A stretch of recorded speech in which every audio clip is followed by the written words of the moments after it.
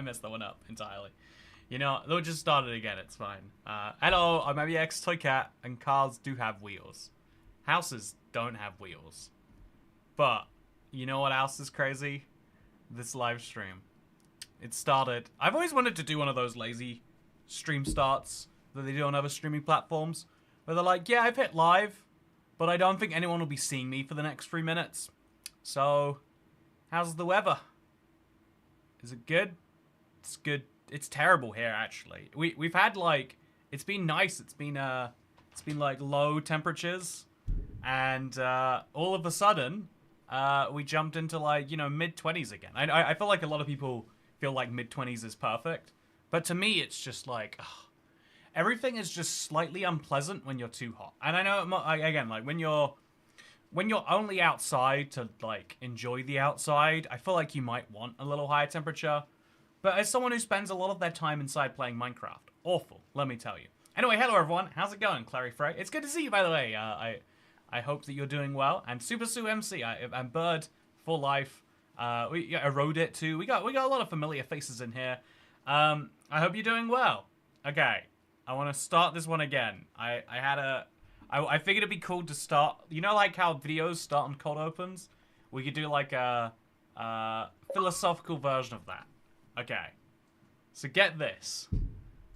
Houses have windows.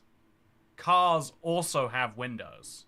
Therefore, we can assume it's probably not the windows that mean the car can move. Or maybe you gotta try like, houses have windows. I forgot how the meme goes. It's like, houses have windows. Cars have windows. Cars can move. Houses cannot. Therefore, it's something other than the windows that make the house move.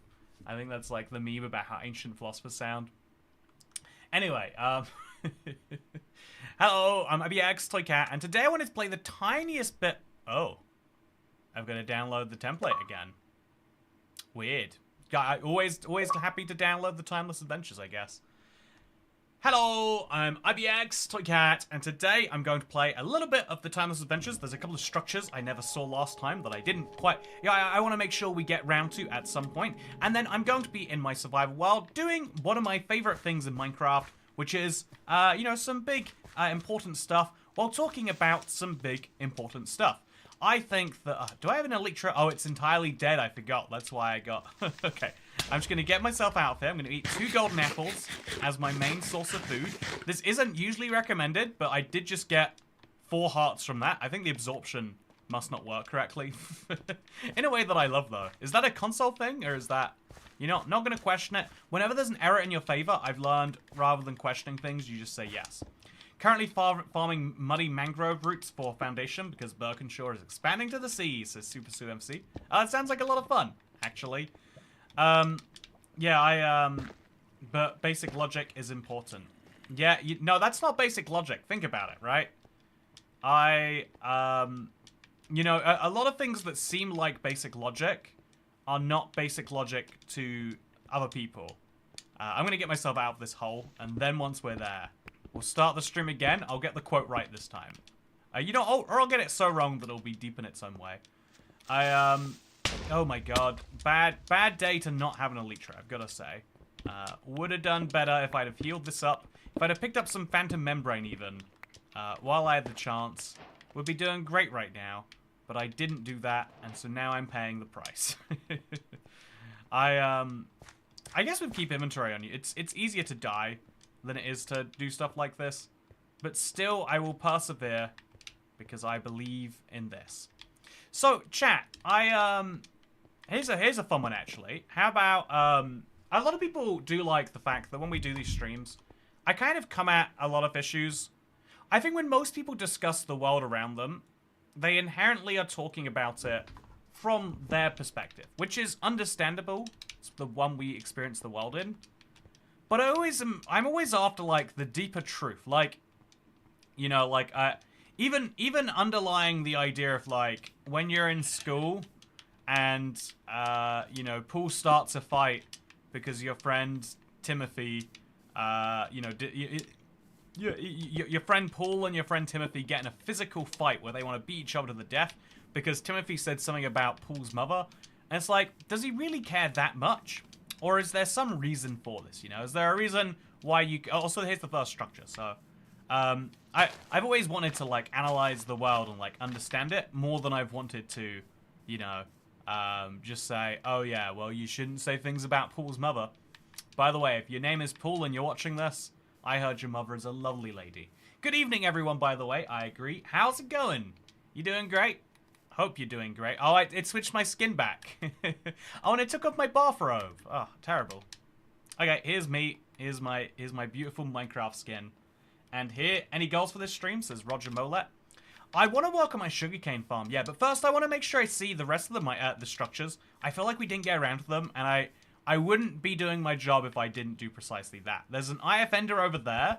There's a mud temple, and there's this. There's also a few others underground, but I just want to make sure I see these as I say, hello, I'm ABX Toycat, and I'm here in the Timeless Adventures right now. This is one of my favorite packs that has ever released, and it is available and has been for the last week. You can get it if you'd like to, but while I have it, I'm going to be taking advantage of that fact to see the last of the structures that I didn't see last week, and then later we'll be switching into some sugarcane building. I need to build my sugarcane farm even deeper, and every now and then we get into a real mode where we just go big on it, and today is one of those modes. And while we do that, I'll be talking about philosophy, because did you know a car has windows? But did you also know a house has windows?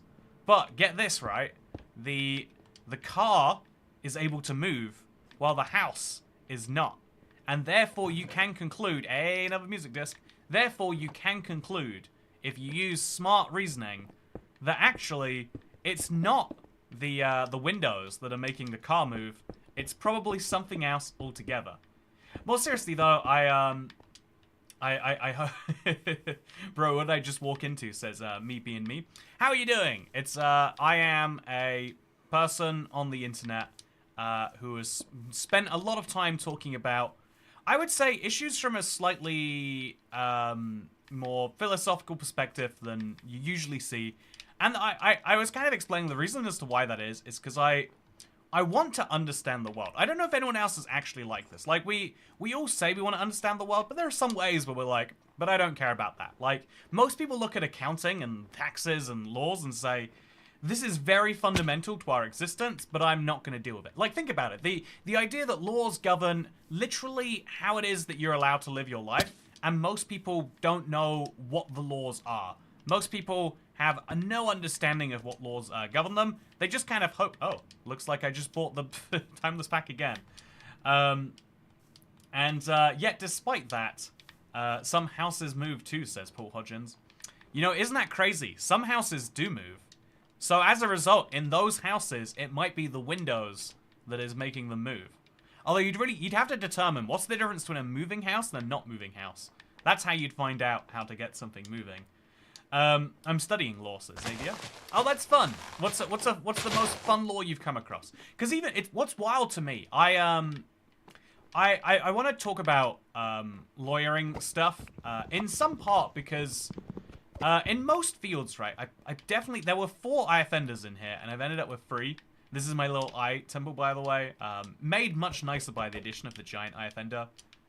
Massive shout-outs to Agent Mindstorm for that one.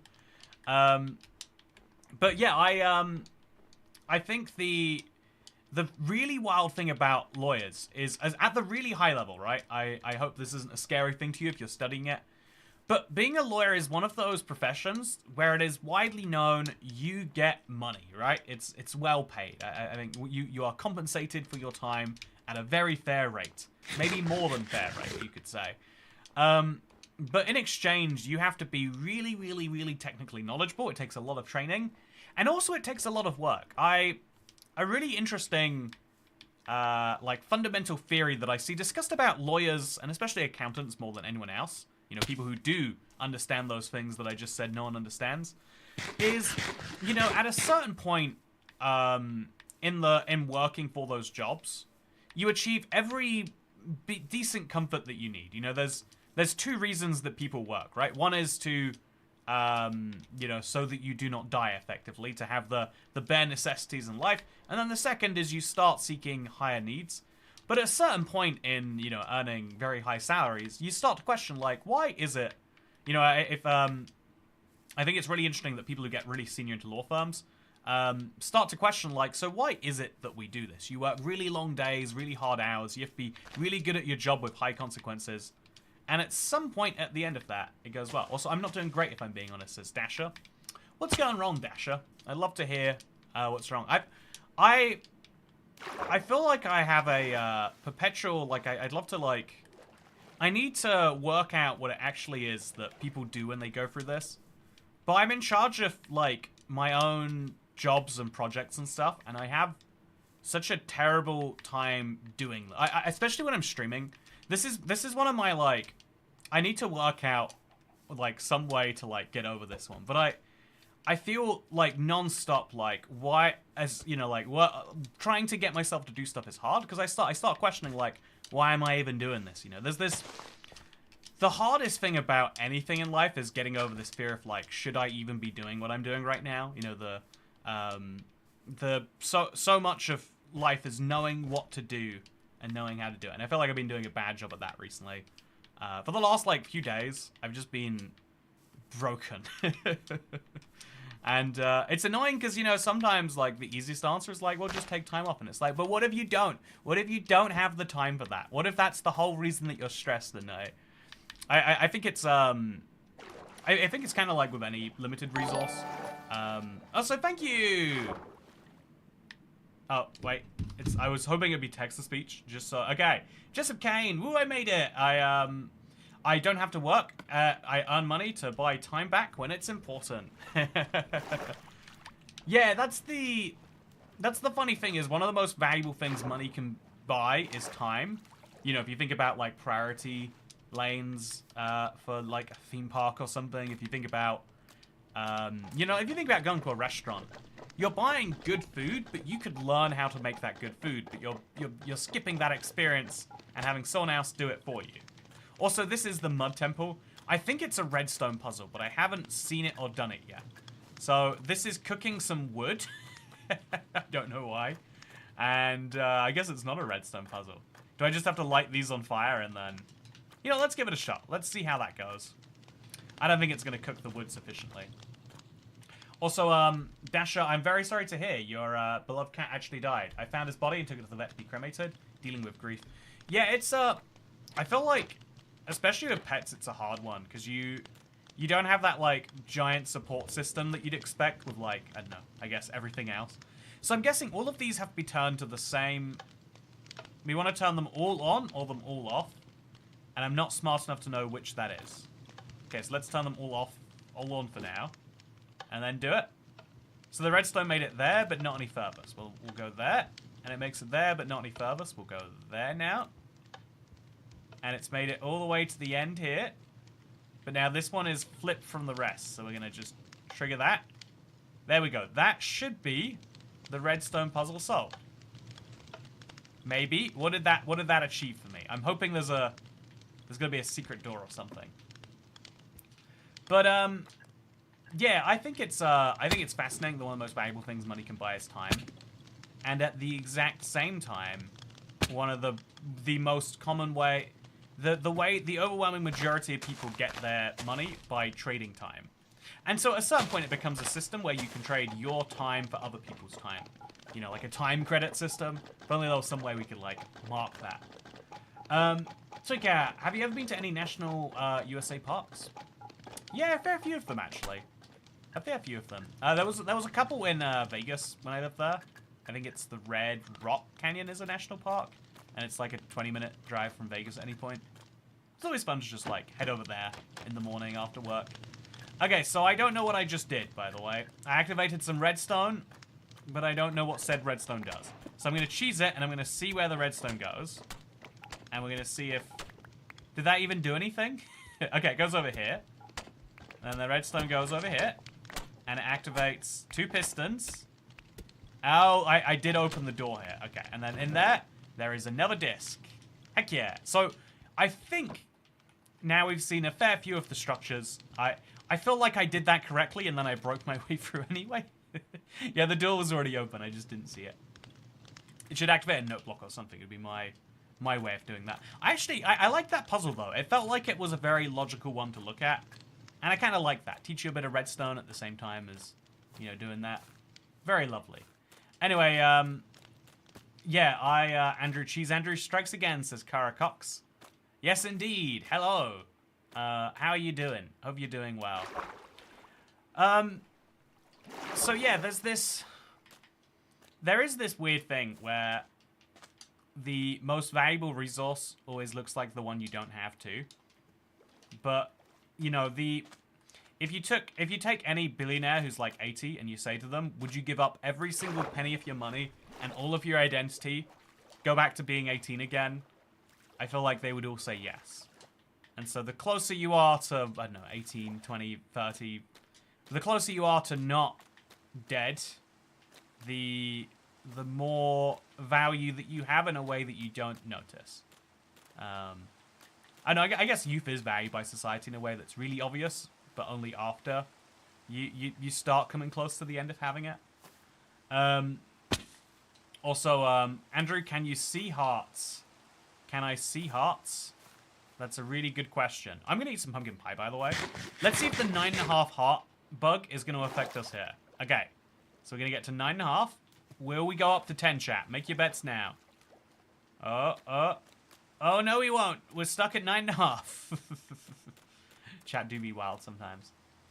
But yeah, no, I'm really sorry, Dasher. Just, I've lost a couple of animals in my life. I had a cat that was the same age as me, and it died when I was like maybe 18, maybe 17. Yeah, I think 17 actually. It was a very, very, very old cat. She was a Persian. She, you know, it's one of those weird things where I feel like objectively she was a bit of a mean cat. Like if we're being brutally honest about it. But if we're not being brutally honest, you know, she was a cat I loved. And so it was very sad to be like, yeah, she's not there anymore. She's been there forever, but no longer. I kind of have a similar thing, like, you know, I guess, I also had guinea pigs, and I really love one of my guinea pigs. I like the other one, but, you know, I really love one. And the one I didn't love died, you know, the one I was fine with died, and I was like, okay, chill. That's great, you know, like, that's...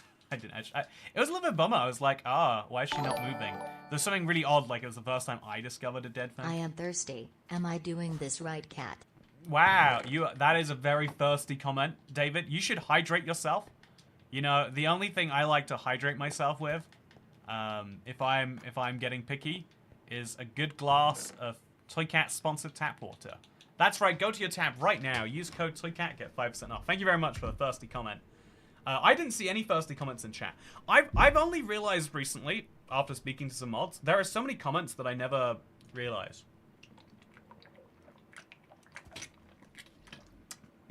Toycat, do you think that existence is meaningless and our minds just pretend to be important in order to keep the chemical reactions going that give us the illusion of happiness? So you kind of mixed a few questions there, Unfunny Duck. Also, I think okay, so I found 8 music discs on my first try. After going to those ones, I feel like I know where I could find a couple more, but out of 19, that does go to show that there is a lot of discs that you're gonna find. I think I have 4 more in another chest, actually. So, I wonder where the other few are. It would be worth trying. In fact, a music disc hunt sounds like a thing that would be a lot of fun. Do you think there's anything over here, by the way? It's very beautiful. But yeah, I'm going to, Cat's quick to delete them. Thank you, Cat. Appreciate it a lot. So let's jump into the Let's Play now, or the Let Us Play, if you will. Actually, I have to update it. Every update, I rename it. Why is everyone so thirsty? I've been here, but seem to have missed something. It's my hot British bod and my, you know, I don't want to flex on you, internet, but I went into a TK Maxx, and I went into the premium section. And I spent, I think it was 15 or 20 pounds on this t-shirt. It's oversized, and so that makes it cool. You know, look at this. I got huge gaps over here. And it's slightly thicker than a normal t-shirt, which, come to think of it, is probably a poor idea if I'm complaining so much about the weather.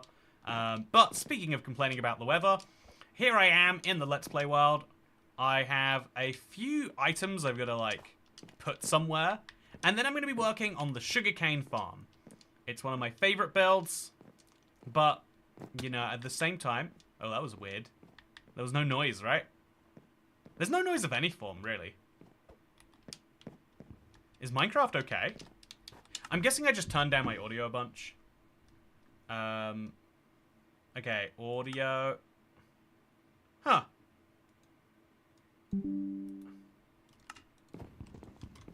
I think it's fine now. Oh, I'm guessing the third-person camera is just making the audio quiet. Yeah, it's like you hear the audio like you're all the way back here rather than... That's an interesting bug. So, Cat's spending all our hard-earned money on premium t-shirts. I know, I went very big. So, Cat and dinner, perfect for the day after a bank holiday, says DPE. DPE, it's good to see you here. I hope you're doing well. So, to that previous question from, I can't find the username because I'm locked into Minecraft now. So to that previous question, I want to respond, is life meaningless and our brains are giving us the illusion of happiness? So, happiness and life having meaning don't have to be related, right? There are people, you know, I think about, inside of the Amazon rainforest, there are people who are entirely disconnected from the rest of society. They have never seen so many of the things that we would say, you know, like make the modern world. Also, this is not the right chest. This is the right chest. And so I think it would be not that unreasonable to say, you know, if you looked at that these people, I think we're gonna dye these beds actually. Oh, I've already got some red dye. Let's dye the beds red. I can't just put 4 white beds in a chest. It would make me feel bad to do that. So 1, 2, 3, 4. And now we got 4 red beds. It's just a little bit happier to store them in there. Maybe if we put them all in the same slot, it'll look less like I'm just littering too. But so it sounds a lot like there is, you know, those people are objectively achieving nothing in their day-to-day lives, right? No offense to anyone who's living on in an uncontacted tribe in the Amazon rainforest. You know, those people forage for their food every day. Those people build makeshift huts, and some of them are living nomadic lifestyles. Their life objectively means nothing in any of the outside senses that we would use to define value, right? That's really, really harsh sounding, but it's true. They are, you know, their net accomplishment is they will end life about they're starting life 2,000, maybe more like 5,000 years behind the rest of society, and they'll end life 5,000 years behind the rest of society. You know, people make fun of the Amish, but at least they're like, you know, fixed 100 years behind. Out in the Amazon rainforest, there's nothing. And yet, at the same time as achieving objectively nothing, they can be happy. At the same time, the people who contribute the most, you can make up your mind as to who you think they are. Is it the people who are making research advancements? Is it the people who work in big industries finding new desires that consumers have? Is it the world politicians who are working on getting peace going across the world? You know, people who are doing huge things on a global scale, those people can be deeply unhappy, and in a lot of cases are. I think, I feel like the most interesting example of that is probably like the Elon Musks of the world, right? Where you're 100% aware, regardless of what you think about the direction of what they're achieving, that like they do a lot on a day-to-day basis, and then also clearly don't seem to be very happy on a day-to-day basis. I think that's a fascinating contrast, at least. Whether you do or not, I guess, is down to something else. But the thing that I can take from looking at that, also oversized t-shirts are so cozy, says Ryan-tastic. I mean, apparently, you know, that's why it's the premium t-shirts. That's why it's also, at least there's no Amish iPad kids. Yeah, that is where I want to kind of take this, is those people aren't achieving anything and yet they are happy. Meaning in life is something we invent, and so those people are inventing a meaning in their life. And what's best is because they're inventing it from such a smaller bubble, As they are doing it from this tiny little microcosm of society they're living in, they are able to make much more achievable goals. You know, the grandest thing you can imagine if you're living in an Amish community is much less than the grandest things that you can imagine outside of that. I mean, even like I think, for example, the Olympics is a really cool idea. But if you ever look at it and say, I would like to be an Olympian one day, I'd like to be the best in the world at something, get one of those gold medals, it's like, well, that is such a ridiculously impossible goal. It's your genetics have to be so good, and then you need parents, outside of some sports, which are all kind of more physical based, you need parents who are going to pay the money and dedicate your time, because you're going to find it hard to manage your own time, to actually learning this thing and honing your craft. And you needed to do that probably a lot younger than the time you have that dream. You know, we're fundamentally creating dreams that are impossible. And that is going to take a knock to your self-confidence. And even, you know, like, then we look at the way that we reward ourselves. And I would say, like, the very systems that we have in our brain to say, you're doing a good job, you're creating value, meaning, whatever you want to say, those exact same systems are the ones which are the easiest to be hijacked in the modern world. You know, the joke about iPad babies is, you know, it's silly and all that. Also, the only way I could be an Olympian is if I made up a sport, and I'd still lose. Yeah, I feel that way a little bit about Minecraft console speedrunning. I decided to speedrun Minecraft console in 2013, I think it was. Basically under the idea of, like, no one has ever done this before, and I doubt anyone will ever do it again. And so I'll do the best at it. And so I had the record for an ungodly number of years, like 7. But the moment people start, you know, like, trying, it's like, yeah, eventually one of them will put in more time than my casual 2013 run. And so I was the best in the world at something. It felt real good having a little gold trophy. I was temporarily the world's fastest Minecraft Bedrock runner, right? I was the best in the world at something, and it felt really good. An idea I have, chat, is as soon as hardcore comes to Bedrock, not previews, like actual Bedrock, I wanna be the first legitimate, person to pass some milestone. I know we can say 50 days, 100 days. I guess 100 days is a lot of fun, but I want to be the first person to do that. Like, I love firsts and I love accomplishments and I love these things, but at the same time, it's like the moment you're looking at a hotly contested field, your odds go down. And this is really healthy in society because hotly contested fields require us to, you know, to innovate. Hotly contested fields, like business, for example. If you want to start a supermarket, good luck, man. But you know, same with like in the creative arts. If you want to be the world's best painter, man, that is a hard thing to do. It's not even just about, like, you know, being a good painter is not just about being good with the brush strokes. It's about, like, can you get your art seen by the right people at the right time so that other people see your art with esteem? You know, there's a lot of, like, micromanagement to the macro-management. I'm the best in the world at procrastinating, says Paul Hodgkins. You know, I would be the best in the world at procrastinating, but I never got around to practicing, honestly. First place isn't a trophy, it's a part-time job to keep said first place. Yeah, that is the ultimate tragedy of anything in life that is competitive, is you have to be working smart and working hard for a long, long time at anything. I think this is why, inevitably speaking, I think a lot about, you know, longevity of video games, longevity of TV shows, and longevity of, like, YouTubers, too. If you've been around on YouTube since the early days, even let's just say 10 years ago, the creators who were the biggest at the time back then have no resemblance on the creators who are biggest right now. And the reason as to why that is partially due to this competitive factor.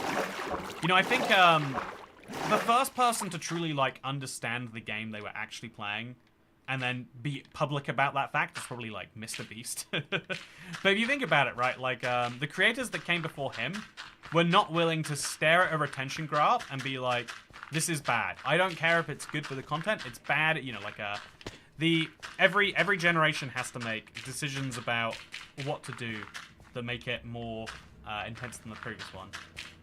And so I think in any competitive field, you inevitably get an effect where eventually people fall out and someone else takes the crown, which is cool to see as a spectator of a sport or something like that. But it's kind of brutal as, like, you know, being the best football player or the best driver or the best whatever else. It's always a lot. Also, I usually watch at 1.25 times speed, but this is live, so can you do everything 1.25 times fast with me? Thanks, says Dreamwalker. Okay, so here's the deal. I think it's really hard being at the very top of your field because that's one of the hardest things about it is the fact that you have to continuously be improving and evolving, and that is something which is really, really, really tricky because the fact that continuously evolving and improving does mean that you have to make continuous improvements in all sorts of ways that you're just not quite ready for, and so you have to stay on the pulse of something, which means making your entire life that thing, and eventually people can't make their entire life one thing anymore because there are only so many years in your life that you can put into that way. I think a lot of people, the classic example would be when you try to... Okay, I can't do this anymore. I tried my best. I hope you enjoyed it, Dreamwalker. Hope that was worthy of your time and your attention. Someone caffeinated Toy Cat. Oh, you know... my brain melted. Okay, I'll play at 0.8 times speed. I've heard, I have actually heard that, also Iris Handelrad says impressive. Okay, let's try 1.5 times speed next, shall we?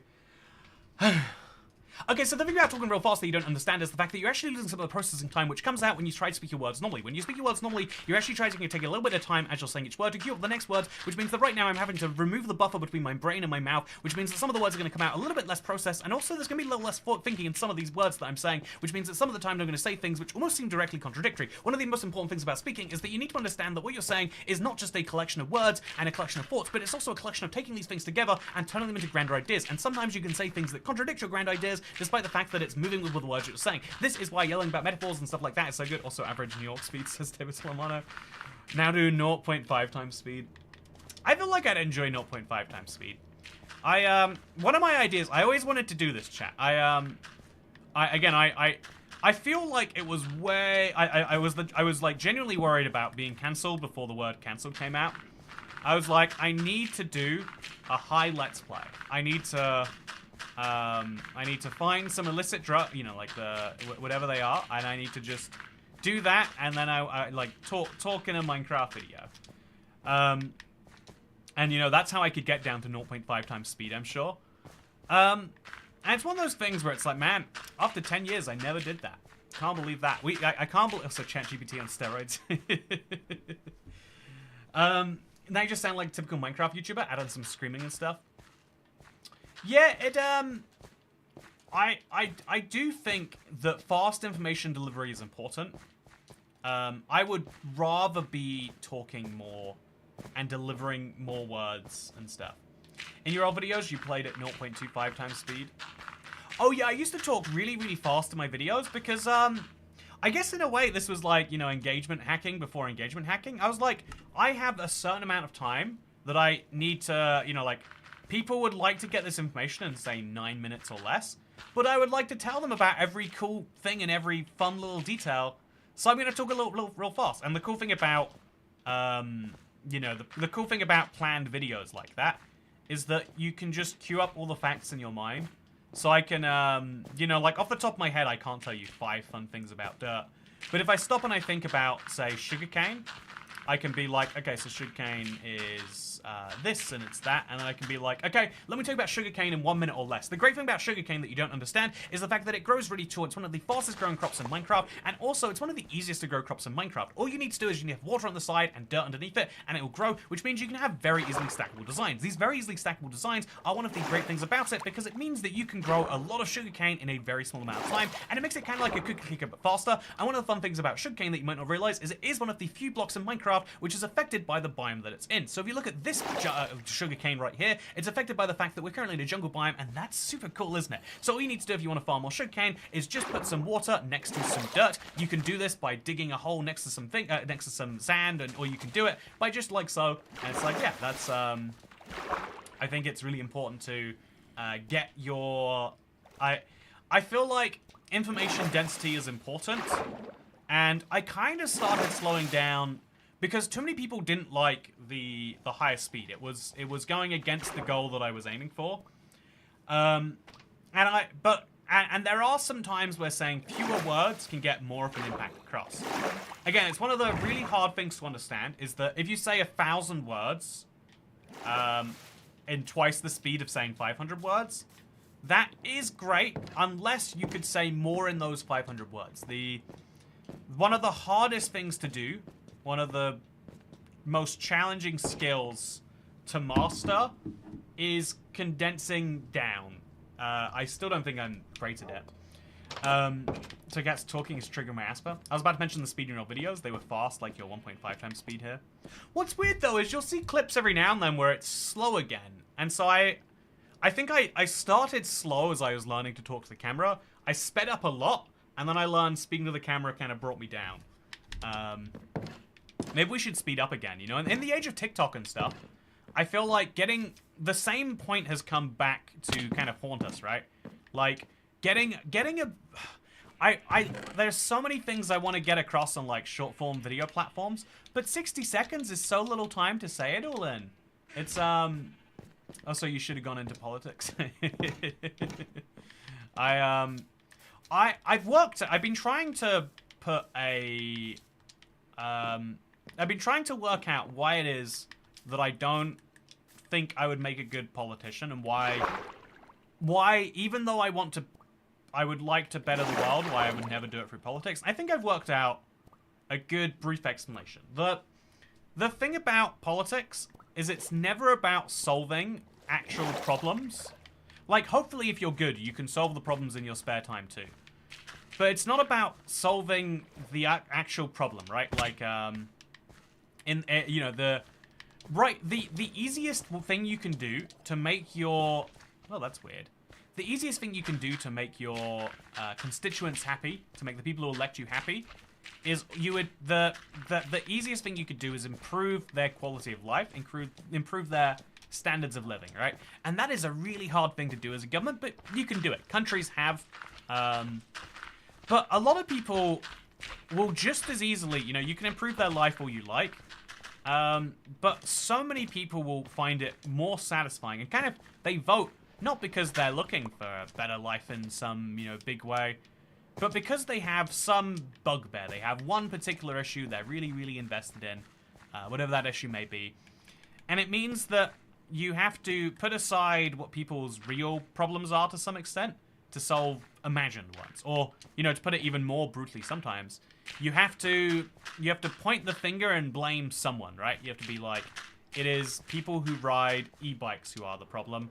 It's the 1% who are the problem. You know, like an interesting, you know, I think I'm really sympathetic to anyone who believes this. And I kind of like, I think there is a, you know, like, I think there's a really easy thing to understand that, like, oh yeah, there are some people who have a bunch of money doing this, you know, doing nothing in some ways.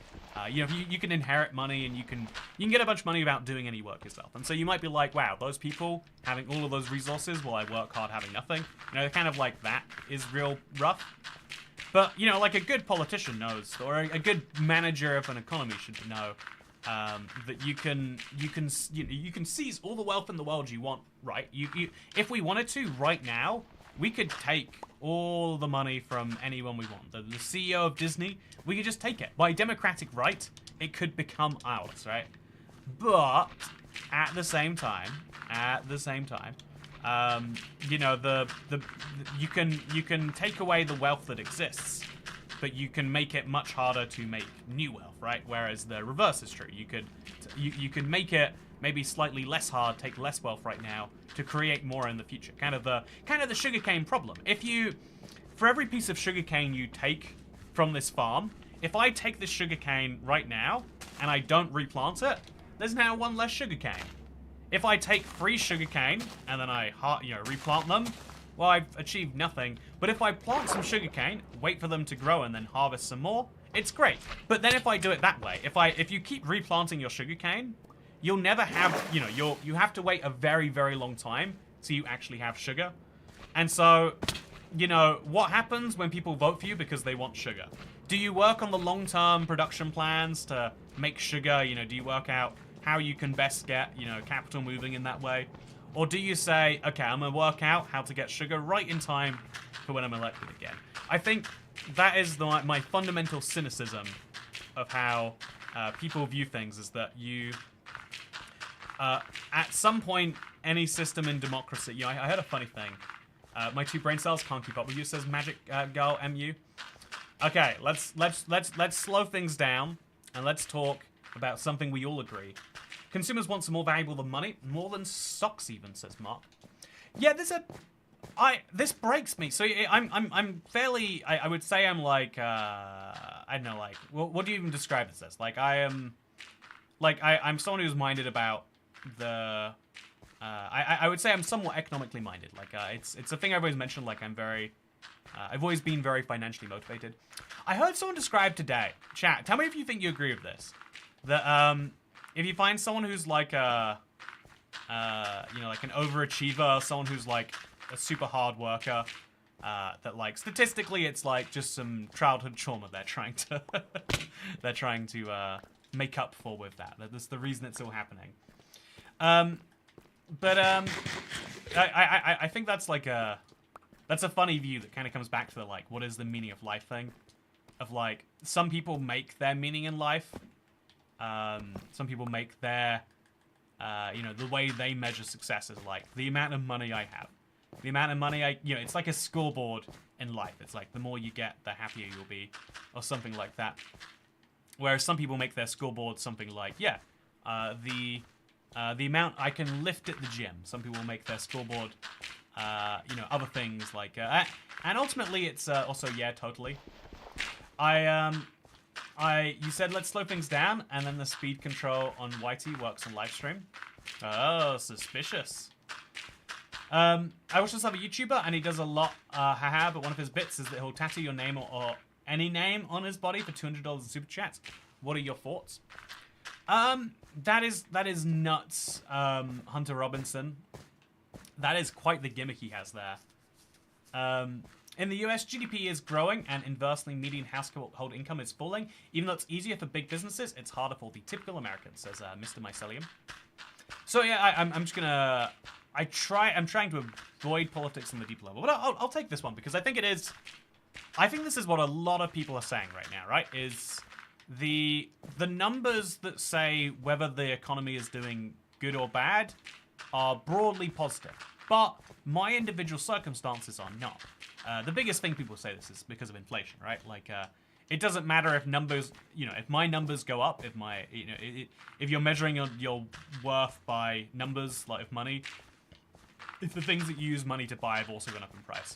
Do you remember, like, that first year post-COVID? It was so expensive to go anywhere because everyone was trying to go on a holiday that they felt like had been overdue for 2 years, all at the same time. Maybe a unique experience to me there, but if they're trying to get out of poverty, then stop breaking their back once they're punished at the table. It's not trauma. If they can't stop, it's probably trauma. You know, that's probably the healthiest view there, Dasher. That a lot of people do try to like poo-poo the idea, but really it's like actually as long as you have a plan, right? As long as you have an exit strategy, you're probably doing just fine. In the same way, if you value your worth based on how much you can lift, you eventually have to set an upper bound target. You can't be like, I'm going to keep going till I'm the world's strongest man, because statistically that's not going to be you. To kind of go back to that sense of self meaning, everything eventually like plateaus in what you can do with it. You know, your skills at Minecraft building will eventually plateau. You will hit a point where you cannot build any better anymore. Also, Adam Sony says, to be fair, I'd get a small tattoo if someone gave me $200 and paid for the tat. See, I think that's so some people, this took me so long to understand. There's some aspects of life that genuinely, you can never work out if people are being genuine or if people are like caught up in some fact. You know, I think the easiest example where people feel this is like music you don't like. Like, I do not understand. You know, I'm not sure I want to actually. But in the same way that some people look at like, you know, drum and bass or like EDM or some, you know, like very instrumental music, they might say, I don't understand how that's good. Some people might look at like metal where the singer screams. I don't know if that's what that's called anymore. I felt like it used to be called screamo, which I thought was funny. But like, you know, people look at people going like, and they're like, that's not fun to me. And some people look at like rap and they're like, so this person just doesn't even, they don't even sing. They just list all of the crimes they've committed, and that's considered entertainment now. This person's literally clarifying that they drugged a man and stole his money, and that's entertainment, is it? You know, like I feel like music is the easiest place where people genuinely don't understand what other people get from something. But one of the ones that I really struggled with for a long time is tattoos. I used to think that tattoos were like, some people genuinely like the look of a bunch of tattoos on a person. And I don't, it's not in my instinct to get it. The one thing it shows is like you've gone through a lot of pain, so maybe there's like a pain tolerance attached. But I've never quite got it. Also, a literal rap sheet says Mr. Mycelium. Wow, you're right. It's a rap sheet. I guess that's why they call it that. It's almost certainly not, but that's my new theory about why they do. Also, I left some dirt with me. Yeah, probably a mistake. Now we'll put this back in there. I think I'll be done after this. I'll feel very... Actually, I'll just bring the dirt box with me, just in case. I like certain songs, but not whole bands, but a lot of Lewis Capaldi.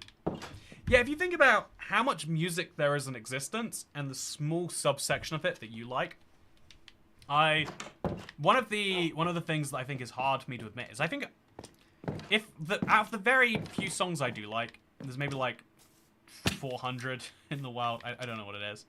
So many of them are from the soundtracks of games I loved as a child. I've been listening to the Tony Hawk, I think, Underground soundtrack recently, and I'm like, oh, a lot of songs that I thought I just independently found and liked. No, just from this soundtrack. I think, and then that makes me realize something that really like blows my mind about that is that the video games that I played in the, what would it be, like the mid 2000s, the people who were producing those games, the people who made the music for those games, had like clearly an interest in punk rock above that of the normal interest, right? And so something I realized after that is like, oh, these people's music interests basically decided what mine were, and that kind of like broke me a bit. I was like, whoa, you know, what feels like an entirely independent choice is actually a choice made by someone somewhere. And that's the weird thing about our brains, is we're very much programmed to feel like we're making a bunch of unique personal decisions. But at some point it comes down to where that influence came in there. I guess that's why the field of influencing is called that, right? There are a lot of people who before you buy a phone, you might watch an MBK HD video before you as an easy example, before you buy, before you eat somewhere, you might watch a video on that. Before you go to a place, you might watch travel videos about how cool it is. I think it is beyond fascinating. Also, Tony Hawk games have some of the best soundtracks. Psycho Bob 78. I'm glad you agree. They really do. I really loved. I think it's Like the Angel is from. I might be mixing it with like Paper Wings, but I really loved the Tony Hawk Underground. But I also Tony Hawk Pro Skater 1. I think it's like Superman by Goldfinger. It's like just one of my favorite songs that exists. It's I think it's wild. Also, Toy Cat is divorcing all of his tattooed wives. Yeah, you know, okay, if you've got a tattoo and you're watching this, sorry to serve the divorce papers on you. But no, more seriously, it's like, yeah, it's just like, it does nothing for or against me, right? It's one of those, it feels so neutral. I don't, like, when you hate something, you can usually understand how other people can like it. There's something weird about human fascination that way. But the sad thing is there's things like, you know, Lego Fortnite is an example. I don't even see what people are seeing in that game. I'm gonna be honest with you. I just don't see it. Or like, you know, streamers that just watch YouTube videos for 8 hours? It's like, man, I would feel bad supporting that. I don't even hate it, because it's like, these people are just doing what they've got to do. Something feels like I just don't get it, right? And so when you don't get something, you don't even understand how someone could love or hate it. You're just like, this is a thing that exists, and that confuses me. I cannot make up my mind, so a tattoo is a no-go for me. I have a lot of scars anyway. Yeah, that's a good point, Xavier. I'm going to start labeling my scars as tattoos as well. That feels like a good idea. Also, there's a lot of slimes over here, which means a lot of free slime balls. So I'll just roll with that. I think I'm finally going to have to destroy the steep slate here, which is a bit of a bummer. But we could also just we could destroy this, make it go all the way through, place the dirt on the other side first, and then it'd be easier to... Yeah, we could do that. I'm not sure that we will. I wish I was confident enough to take risks. I feel like I'm sitting about existing. Yeah, that's... I would say the... Like, I don't know, like the... I'm not going to say... I feel like there's, like, levels of things, right? In the same way you can be... You can feel depressed sometimes without having clinical depression. I feel like that sounds like an overwhelming amount of anxiety. That sounds like you're anxious about all of your decisions, so much so that you do nothing. And I think it's important sometimes just to, like, take a small step back and be like, okay, let's do something. Let's go out there, let's try something we haven't before. Because I think that even if you come out of trying something you haven't tried before, and you're like, that was terrible, I want to do what I know again. Even if you come out of it that way, you still enjoy the things that you were doing before a lot more. Like, forced discomfort is one of the weirdest but most important things. Every time I have a cold shower, my morning makes so much more sense. It's kind of like the thing I use a lot is motivation and discipline. Motivation is feeling like doing something. Discipline is being able to do something when you can't. You know, if we use this myself, I'm clinically depressed with anxiety, but what you said just helps. I think, you know, maybe use the advice for doctor over a random cat on the internet here. But also, just existing should be valued more, I think. Yeah, I think if it allows you, like, just existing allows you to get to the next thing, right? Everyone needs to just exist at some point to get where they're going. And finding out, yeah, I think, I never want to be like, oh yeah, just existing, like, because I think ultimately we're all humans who will, like, desire things that are more than just existing. But it's a great place to start. It's definitely not the worst place to be. Do you listen to the advice you give? Asking because I know I'm so good at giving advice, but horrible at relating to that to myself. Yeah, as I was saying that, Polly, I thought that was really useful. I was like, you know, today has been like the most I've worked to achieve the least in a very long time. I actually, one of the things I found has helped is like tracking my work hours. But so after like looking at the tracking for it, it's like, man, I started, like, I think, you know, to critically analyze my own problems. I started, like, a day behind in work. Yesterday, my goal was to finish one video, which I did, and then to get the vast majority of the way for a second. Ideally finish it. And the second one, I couldn't even start. I was like, okay, this needs to be done. This, that. I got a little bit of planning done, but it doesn't really count as starting. And so, then today, it's like, okay, 2 videos. I had to do 2 videos each of the next days, and I was like, okay, we can 2 videos on the stream. We'll get it done. And I've done like 0.5, you know, like it's funny now, I'm like, because I started, I'm like, okay, so you need to do the 2 videos you need to do today, plus you need to do the stream, plus the one from yesterday. And so instead my brain's just like, okay, this is all sounding like a lot. Let's do none of that. And so I've played about an hour of Dawn of War today, which has been great. I've re-said the same line about how I feel about Minecraft multiplayer. A good 13 times or something like that. I did a bunch of recording. Also, there's a bed down here. That's useful. I recorded the intro for this video like 10 times, and then I realized my microphone wasn't working. And so then I spent a while trying to fix the microphone.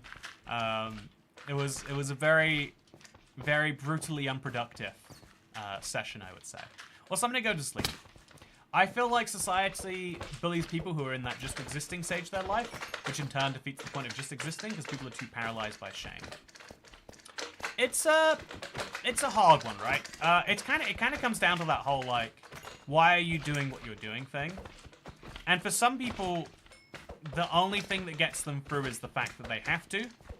And so you not doing the things that they feel like they have to do is almost like a shaming of them. You're pointing a mirror at themselves and you're saying to them like, yeah, you don't actually have to do this stuff that's making you miserable. And it's like, of course I do. You know, like, I learned this, again, I feel like there's a few things I got a very early start on thanks to the way I was raised. And one of those was this idea of like, I have to do this thing even though it's making me miserable. And people get stuck in that a lot, like all of the time. It's very, very, very common. Okay, now we'll put this over there. And did I sleep yet? You can only sleep at night. That means I probably did sleep. Or that I can't sleep at all and I'm just imagining it. Okay, now we're going to destroy the block down here. Oh, we actually don't need to. The water will probably already pool in here. Yeah, we got that good. And so now I'm going to start destroying this. No, we still got some more dirt to place. Let's place that dirt first. Jessup Kane, I appreciate you keeping me in. I appreciate that. Keep me up to date with the ins and outs of Minecraft. Your unnecessary builds validate my projects. Like turning lava pool into obsidian a bucket at a time. I think that's so fun. It's, you know, a lot of people, it's weird. You know, sometimes people are really good at making you feel shame about the things you enjoy. I felt like for a while there I was like, maybe this is a silly way of getting obsidian. But I think it's such a fun, silly way of doing a thing. Explain the rationale of chainmail being made of fire, says Dreamwalker. Oh, it's because it's an absolutely fire crafting recipe. That's all I've got for you. It's as good as you're getting from me, at least. Okay, so it says you may not rest now. There are monsters nearby. That makes me think it is nighttime. Am I correct about that? I am. I've been doing a lot of sleeping, apparently. Computer repair is such a big hidden part of the job. Modern PC hides so many bugs. Yeah, this is gonna sound like the dumbest thing ever. I would pay a lot of money for a PC that just worked. Like I used to think it was so dumb. Like a lot of corporations have these like weird corporate contracts where they pay like double or triple as much for the same hardware, and then it just says workstation quality. And they're like, what does that really mean though? You know, what does that, what actually comes from that? And then you have like a downtime that prevents you from working for half a day. And you know, as someone who's self-employed, if I wasn't self-employed, it'd be great. I'd be like, there's some problems. I'll be on my phone until IT support are here. But like as an employer, you know, off myself, it's like, man, I have to fix this right now. I can't do the thing that I am here to do. You know, I've managed my time so that I can do this. But there's no recordings if there's no microphones. There's no this if there's no microphones, right? There's a lot of things that just fundamentally do not work. And that's kind of nuts to me. As a channel wife, I think I'm a month away from giving birth, says General Telogu. Very fun. So yeah, chat, if you never saw it, there was a giant lava-filled ravine here. I don't know how high up it went. I'm guessing there, two blocks higher. And so I wanted to clear it so my giant flat area could go this way. And so what I did was I cleared it. And I think it's, at the time people were like, why are you even doing this, man? But as you can see, I kind of gave up not that far past here. Oh, I guess this was gonna be the edge of the world. 432, I'm guessing, is where it was gonna stop. But then it kept on going. Ah, interesting. I feel like stuff like this needs a defined end to make any sense. Especially if it's got, like, this ugly thing over there. So, yeah, yeah, Polly, I think it's, I would say it's like a human curse. It's a... Also, if I constantly pay my tax, it'd be well over 2 years, says Xavier.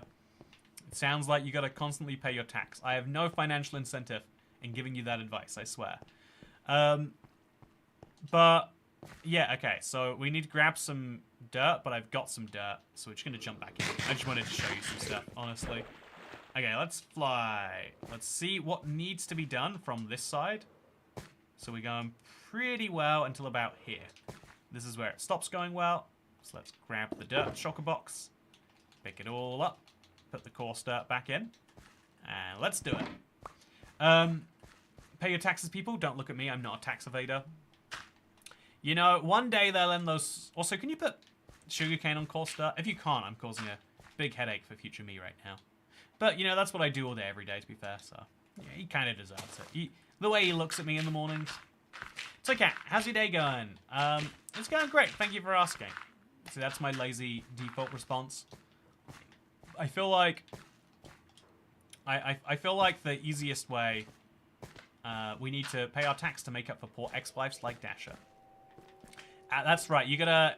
She's not paying her alimony, everybody. And so all of you are gonna have to step in to do the same. Any interesting vacations coming up for the Andrew Andrews channel? Yeah, actually. I've got a trip. I had a 20... It's so ridiculous. It was like an 18-hour trip to Sweden that I effectively got paid to go on. It's like it was the longest travel day I've had in a very, very long time. But it was fun. I enjoyed it. And so yeah, it's coming out soon. I think it'll be coming out while I'm in my next place. I'm gonna try and like stagger travel videos like that. So yeah, it's gonna be coming out while I'm in, I think, Vietnam. It's cool. I'm really excited. To just talk about something personal for a second. Sorry to bother you with this, internet. I'm going somewhere like exotic and new for the first time in like years. Like, it's the first new country I've been to in a very, very long time. But also kind of beyond that, it's my first time like going out of my comfort zone. Honestly, by quite a bit. If I'm being... Also, Toget's not paying his alimony either. Oh no, you're right. I think one of the things that I kind of like, it's kind of going back to that thing we were talking about, Xavier here, but I want to put myself a little bit outside my comfort zone, and I feel like that's where Vietnam is. Everyone's always like, start in the south of the country where it's somewhat, you know, westernized, and then work your way north. And I'm like, no, we're going right in on the deep end. But I really love this like work things out as you go sort of angle. I don't know. Looking at the food, I'm like, man, I don't know what's going on here. To never do in survival, turning an entire riverbed or ocean into mud. The surface level is fine, but do not do anything beyond that, even if you want more muddy roots, for the sake of your sanity. Why would you go deeper than the surface level? I really have to question that sanity, Super Sue MC. Speaking of questioning sanity, thank you for the tip, though. Really appreciate it. I think a lot of people, whenever I do a stream like this, I always have this, like, big feeling in me of, like, you know, are there people who really enjoy it? And I think it's cool. I mention all the time how, like, you know, like, tipping or becoming a member or something, it's not just an action for me. Obviously, it's something that, like, I have an incentive in telling you about all of this. So, yeah, take it all with a grain of salt. You're taking this from someone who has very strong incentives in what they're about to say.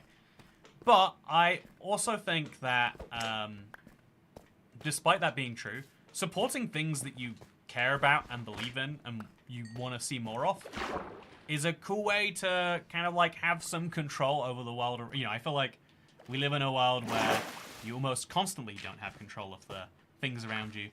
But what's really cool about, you know, all of those things, tipping and whatnot, is you sort of are like taking that tiny bit of control in it. I don't believe anything that you say, says David Solomano. Okay, I'm going to say this all in reverse. So, I really hate tipping live streamers that I like because I think that it doesn't give any satisfaction and will leave you feeling terrible when you consume their content. You much prefer... it's much more fun to consume content for free and to never leave a comment, never get involved in the community, because when you enjoy things, it's much better to hope that they go away as quick as possible, and that is why I recommend that no one tip on this live stream. Nailed it. Jessup Kane, I feel like you're dodging something you want to talk about. I feel you're dodging something you want to talk about. Are you tired of the obligation to make Minecraft content? So, if you want to know, actually, my favorite thing is making content that people like. I want it to be about. I have this like intense interest in Minecraft in the same way I have an intense interest in like geography or finance or I don't know, like houses or whatever else. But I have this intense interest in Minecraft. But the thing that, if you want to know actually, like, in a way that isn't useful to talk about, the thing that actually, like, sits on my mind all the time is, like, why don't people like this video? It's the one that burns into me and is, like, the unhealthiest way that I deal with what I do here on the internet. Even with live, like, and annoyingly, you know, treating live streams as a hobby was great, but, like, you know, I like seeing numbers fluctuate up and down. It's like, people like some live streams that we make here and not others. The biggest reason we can tell, looking at the analytics, is down to the thumbnail. There are some thumbnails that people are more likely to click on, some that they're less, and the titles and, you know, the vibes. Like, all of the streams we do have a similar retention rate of about 10-15 minutes. People stay and watch for the same amount of time, which is great and all, don't get me wrong. But the thing that I can't wrap my head around is why people like some things and not others, and how I can find that perfect balance between what I like in Minecraft and what other people do. So one of my favorite examples is news videos. I love learning about the newest things happening in Minecraft. I'm always intensely interested. Like, there's a new update out. I want to talk about it. I feel like I want to see someone else talk of, you know, that's my thing, right? When something new happens, like learning about it is something that's very intriguing. And so toilet stools and bidets have made my life great. This might be a controversial stance, but what's your opinion on slavery? 2 thumbs down, gotta say. But yeah, so that is my current, like, big struggle that I think I go into, like, every day. Is I have a great idea, and I'm like, I think people would love to see this. And then I've got about a 40 to 60% success rate. Noodles. Thank you. You know, the weird bit though is like Vietnam is real big on like what would you describe it as? Like wet noodles, like pho and stuff like that. But my interest is much more like dry noodles. Like those are the ones, or not dry, but like saucy noodles, I guess. Not actually dry, or I just eat a pot noodle without any sauce in there. Which I do not choose to do most of the time. And so I am kind of like, I'm excited, but also curious. I'm like, I'm going to find some good pho, but am I, you know, am I going to come out of Vietnam loving the dish? Or am I going to come out being like, man, wish I'd have worked this one out sooner. It's going to be very fun. But thank you, Lil Rick's cat. I'm excited about, there's this restaurant, I think it was, Obama went there. And so they have a dish on their menu, like, yeah, it's like it was a very popular place first, but he went and he met with Anthony Bourdain. And so, they've got an item on their menu called, like, the Obama special, and it's just every item on their menu. And I looked up the price, and it's like 135,000 dong. Let me tell you what 135,000 dong is in US dollars. 135 dong to USD. It's $5, chat. It is $5.40 for every item on this incredibly famous place's menu. I am excited. There's a lot I'm excited about, but that's on my top list right now. There's a lot of stuff I'm excited to see. I wanna push myself though, not just to eat real good stuff, but also some. Anyway, I can talk about my travel plans all day. It's one of the things I'm excited about. But yeah, the thing that also, I'm sorry, dong says 0 rules. Don't have to be sorry about the dong. No, you know, maybe the Vietnamese central bank should be sorry about the dong. But you don't have to be sorry about it. I dated a girl named Jenny Dong from Vietnam once. You know, was she tall? Was Jenny very tall? David, that's what I need to know. You know, this is the worst joke. Please stop talking about exchange rates. As a Nigerian, it's a very painful topic. So, you know, obviously, it sounds like you move money back home, or it sounds like you have a lot of money back home that you moved there. I think this is like a really common experience, like with, what do you want to call it, like expatriates, like, the simple word is immigrants, but that doesn't feel right, because once you're in a country for like 20 years, it's like, you have a history somewhere else, but that doesn't mean that, you know, it's weird. But anyway, I'll leave that aside for now and just say, I think there's a common experience of every currency in the world devaluing relative to the major, like, 3 or 4. You know, I would say the major currencies would be the yuan, you know, the Chinese currency, and then the euro, then the pound, then the dollar. But the yuan's kind of like a weird closed currency market. So it's like the yen, the dollar, the euro, and the pound. And outside of those 4, there's been huge depreciation. And basically, like, I can't name a currency that's gone stronger over the last while. The lira has gone from like 7 to a pound to... I need to look this up. Hey Google, how many lira do I get for 1 pound? 1 pound equals 45. 45. Oh, Jesus! I am sorry to anyone living in Turkey. The ruble exchange rate is a bit painful, but not catastrophic. Yeah, that I am fascinated by Russia's economic performance. Again, there are some pieces of news where people have such a... They need to believe it one way or the other. And one of those is like, Russia's economy is collapsing. It's, you know, you need to believe it's collapsing, because if it's not collapsing, then what, you know, what are we doing fighting them, you know? But yeah, Russia is doing surprisingly well, given the, you know, the sanctions and everything. It basically, like, turned its economy back into a, you know, like, into a non-globalized one again. Seems to be working out for them. Thanks for setting off my Google Hub. Yes, I'm sorry. Aren't a lot of dinar currencies in the Middle East pretty strong? It would make sense that they are, if they're, given what they're backed by. But my point is so most currencies have gone down an insane amount in value. But then even within the major 4, the yen is down from, I think it was 100 to 1 to it's like 167 to 1. The pound, you know, it's like it's all the way back to Brexit, but it's from, it was like 1.6, 1.5. Now it's down to like 1.2 to 1.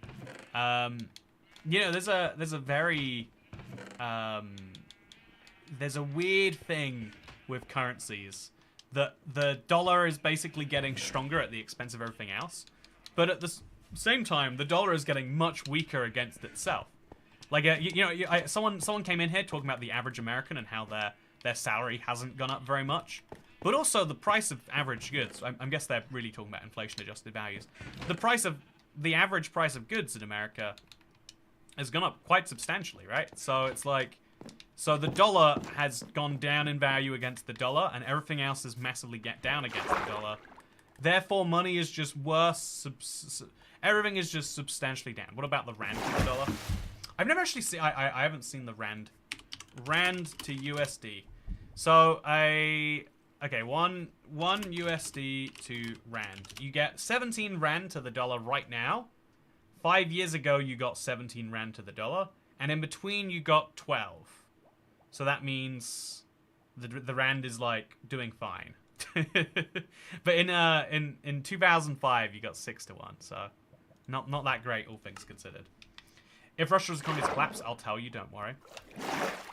I do think there is a really fascinating thing to be taken from the fact that Russia's economy isn't collapsing.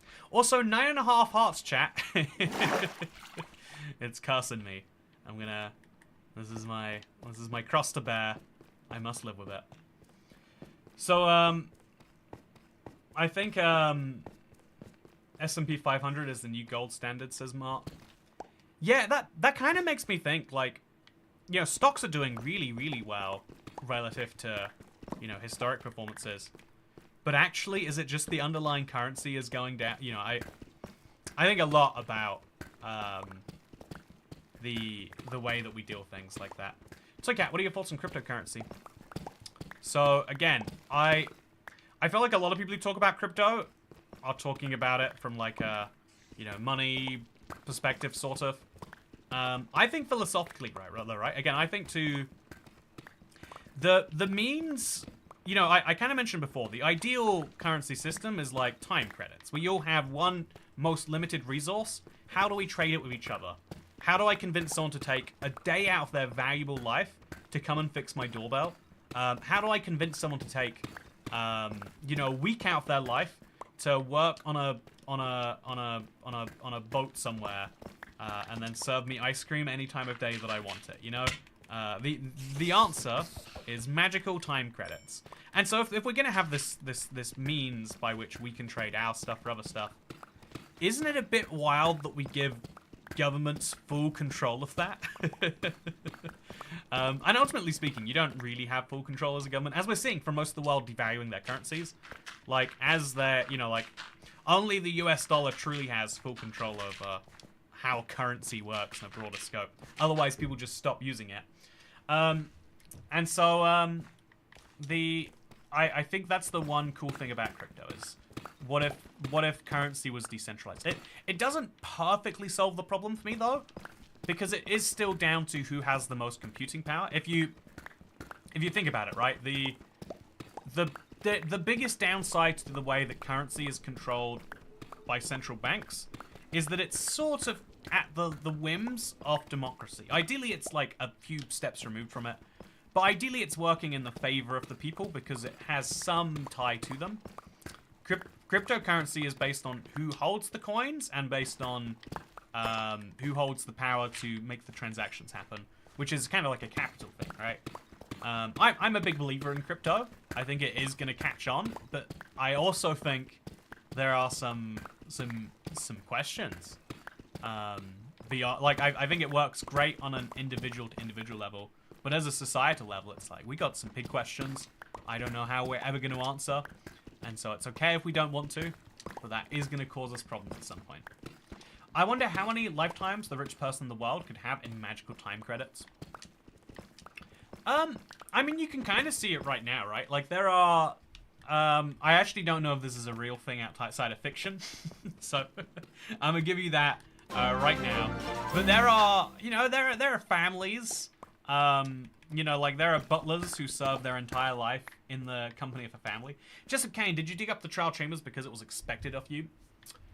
So, Jessup Kane, I think the answer is, no, but I feel like the next structure might be yes. I dug up a trial chamber because I was like, I need copper, this will be great.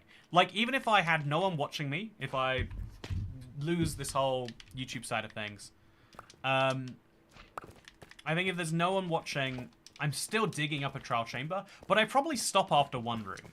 I think I destroyed the entire thing as kind of, you know, like, because I wanted to do it this way. Hey, IBX, Toycat, I remember watching back in the day Super Flat Challenges. It was such good vibes. I loved it. I'm glad, Lucid Taxi. That's a fun name, by the way, Lucid Taxi. What makes your taxi lucid? Kind of, it doesn't help that the US has trillions of dollars in national debt, and the government keeps buying out bad stocks when they tank to artificially prop up the economy. The theory on where currency is going is really scary. Yeah, there's a... Overdue Toycat tax.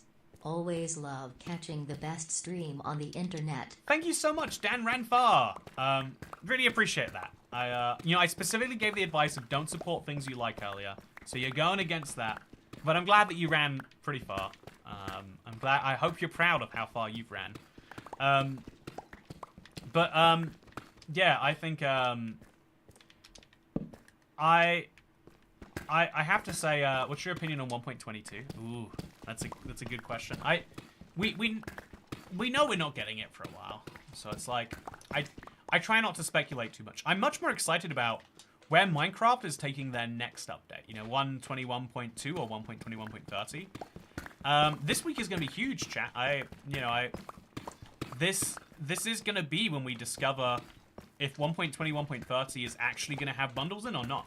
Think about it, chat. Like, also Lucid Taxi says, thanks, OMG bro, I got the name from you. Oh, awesome! That's so cool. I'm glad you did. I think that's really cool. Thank you for letting me know that. If you make a cryptocurrency called Stupid Coin and have one buy a coin for $1, make 1 trillion coins, then sell the trillion coins to someone else for $1 trillion. Yeah, you can do have companies too. It's a common scam, I guess. Are you waiting for super flat hardcore? Yeah, I would love to do hardcore super flat. I think it'd be a lot of fun, right? I really want hardcore to come out, and I feel like there's a chance in 1.20.1.30 we get that. I think it's quite low. I think the bundle is the much bigger, like, maybe. But yeah, so this week we're going to learn about that. And also, do they have other big features planned? So, you know, they did the, what do they call it? The Armored Paws drop.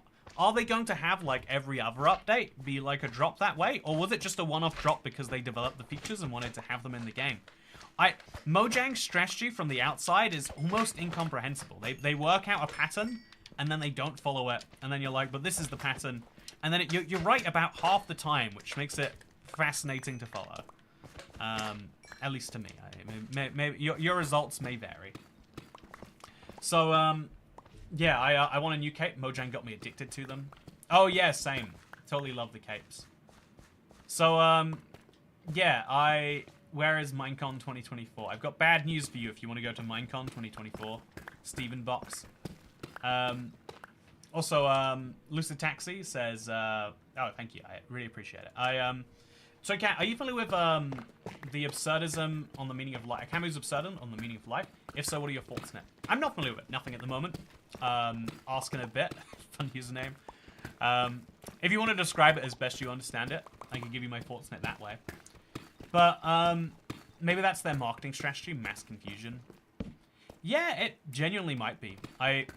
I feel like when you become too predictable, you become boring. How do you avoid that? Never become predictable. Have no one understand your strategy, and then no one can get bored of it. Sounds insane, but insane's what people love these days. What is it? The word unhinged? I think I used it in my title today. Can we take a second to appreciate how far the sugarcane farm has come? Yeah, I felt like I would never get it finished, but here I am. I think we're right down here in the basement now. It's very exciting. So, yeah, if you are curious, Jessup, if you want to know my real, like, underlying thing that keeps me demotivated is not quite understanding what people like. I feel like I get it, then I feel like I don't. And then also sometimes there's a disconnect between, like, what I think people would enjoy and what I will enjoy from a thing. And having to navigate that disconnect is quite hard sometimes. And at the same time, I'm also like, so, you know, for example, like, I think a video about 1.21.22, a 3-minute video would be great. And at the same, I'm like, oh, no one would want to watch a 3-minute video about it, though, and it would also hurt all the average stats. And it's like, you have to have some amount of consistency in what you're doing. That consistency is quite hard when the Minecraft updates they're about are inconsistently sized, right? Sophie Hawkins, thank you! Hey Toy Cat, how are you doing today? I don't have anything to ask or say today, but I thought I'd give my Toy Cat tax, smiley face. Thank you so much. Appreciate it, Sophie. I think some days it's okay that you don't have something to say. And I hope that's that. Do you also find there's a generational aspect? Oh, yeah. That's the one that messes me up a lot now, Kat. And again, it kind of like, it dives into like a bad part of my own brain where I'm like, man, I am getting old. The things that are, I think especially when it comes to like short form content, this is true. Because let's be honest, like anyone above the age of like 25 isn't watching most of their content in TikTok form. Sorry to anyone above the age of 25 who does, but you're not watching this right now. You're watching, you know, 5 ways to prepare a cucumber or something like that.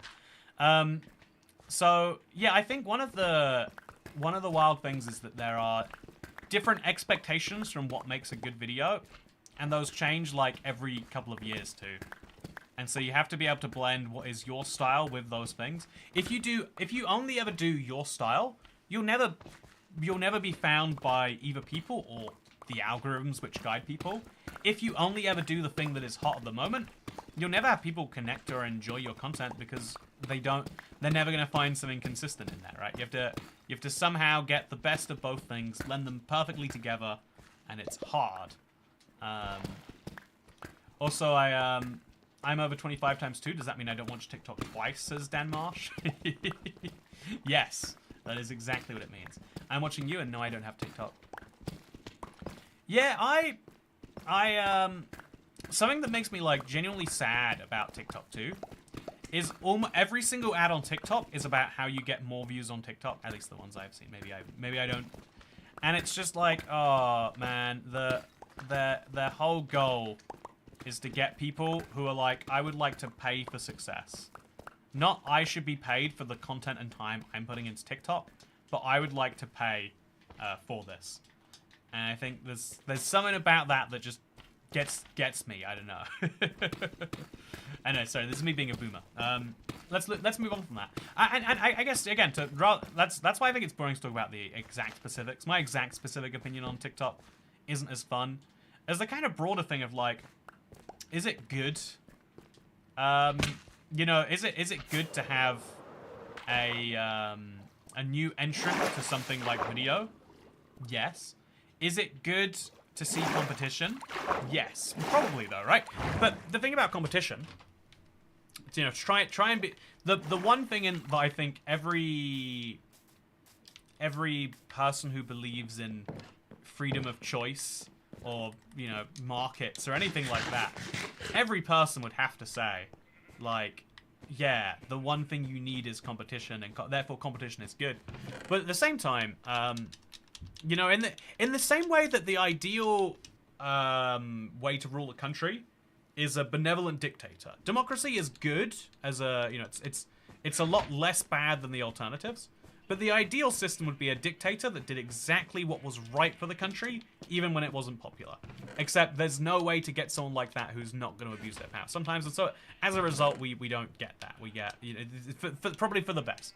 However, in the same way that that's true for a country, the most successful country is one that's not necessarily run perfectly. The same thing is probably true of a company. Like having competition is a great way to make sure companies don't get bad, but the ideal company is one that can you cook Toy Cat? Toy Cat's cooking right now.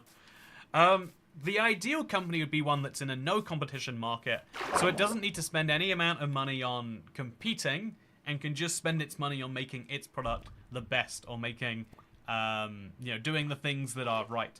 So an example would be YouTube is one of the few platforms on the planet that does the right thing for creators.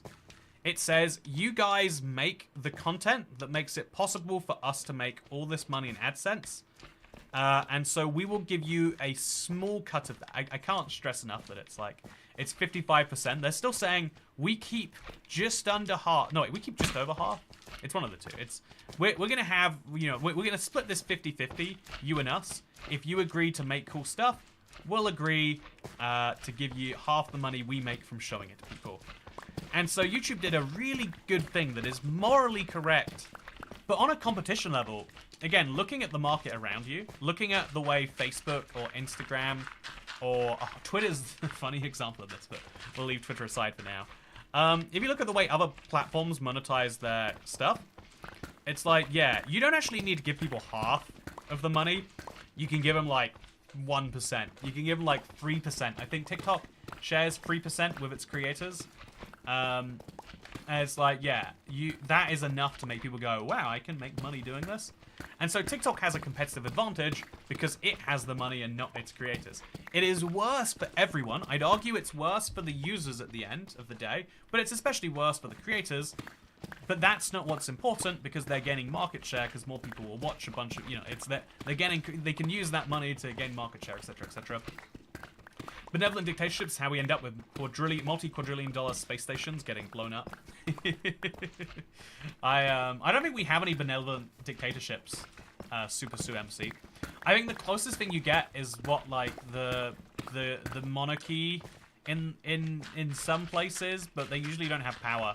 They're usually still democratically accountable. You know, it's like I think about even chat today. I saw an interesting debate on like how you raise a child. Like I think someone let their 15-year-old go catching trains around Europe all by themselves, and so they got reported to the Child Protection Services. It's a weird thing. I don't know why I'm seeing it. But the the thing I find interesting about this little story is the fact that a lot of people are like, no, that's very normal to let a child work out what they're doing themselves. You can't, like, you know, what's the word? Mommy cuddle a child. You can't force them to learn certain lessons. And then some people are like, no, you don't let a child go traveling around Europe by themselves. This channel is a benevolent dictatorship. A 15-year-old says cat. Okay, so I see where your opinion is there, cat. I think that's fascinating. Good night and goodbye. I took a train on my own at like 8. But did you get to take like a week of trains where you got to pick which trains you were taking, etc.? At 8? That is the question. But the thing is like people disagreed about how, about whether that was okay or not.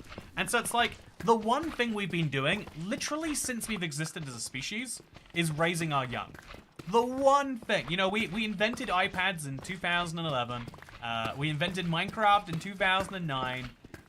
Even like, I don't know, the concept of sugar, we only first, you know, refined in like the 1500s. But you know, and so, you know, how we deal with these things is quite modern. How you work it out is a real hard one. But speaking of competition, do you keep track of other creators that put out similar content? Soon Avoid released the snapshot 10 minutes before you the other day. I wanted it is one of my biggest pains. I used to. Okay, I want to finish my thought, then I'll come back to this, just Kane. I'm going to respond to that. But I just want to respond, like, if we don't understand the thing we've been doing longest as a species, since we've existed, we've had to rear children so that they can go and be the next us. We still have no idea how to actually do it. There's not, like, a definitively correct way to raise a child, because it varies by the child and by the parent and by the circumstances. And so I think that if we can't work that out, we're never going to work out what's the ideal way to run a company, what's the ideal way to run a country, what's the ideal way to run a YouTube channel even, which is why there are these big debates. Okay, so I want to mention your point, Jessup Kane. I have been keeping track of only recently. It's not by choice. I have this desire not to watch YouTubers' content that is going to be the same as mine. Like, I don't mind watching stuff that's, like, adjacent, but if you watch the stuff that's the same, I have this fear of accidentally, like, repeating what they say and, like, stealing their stuff.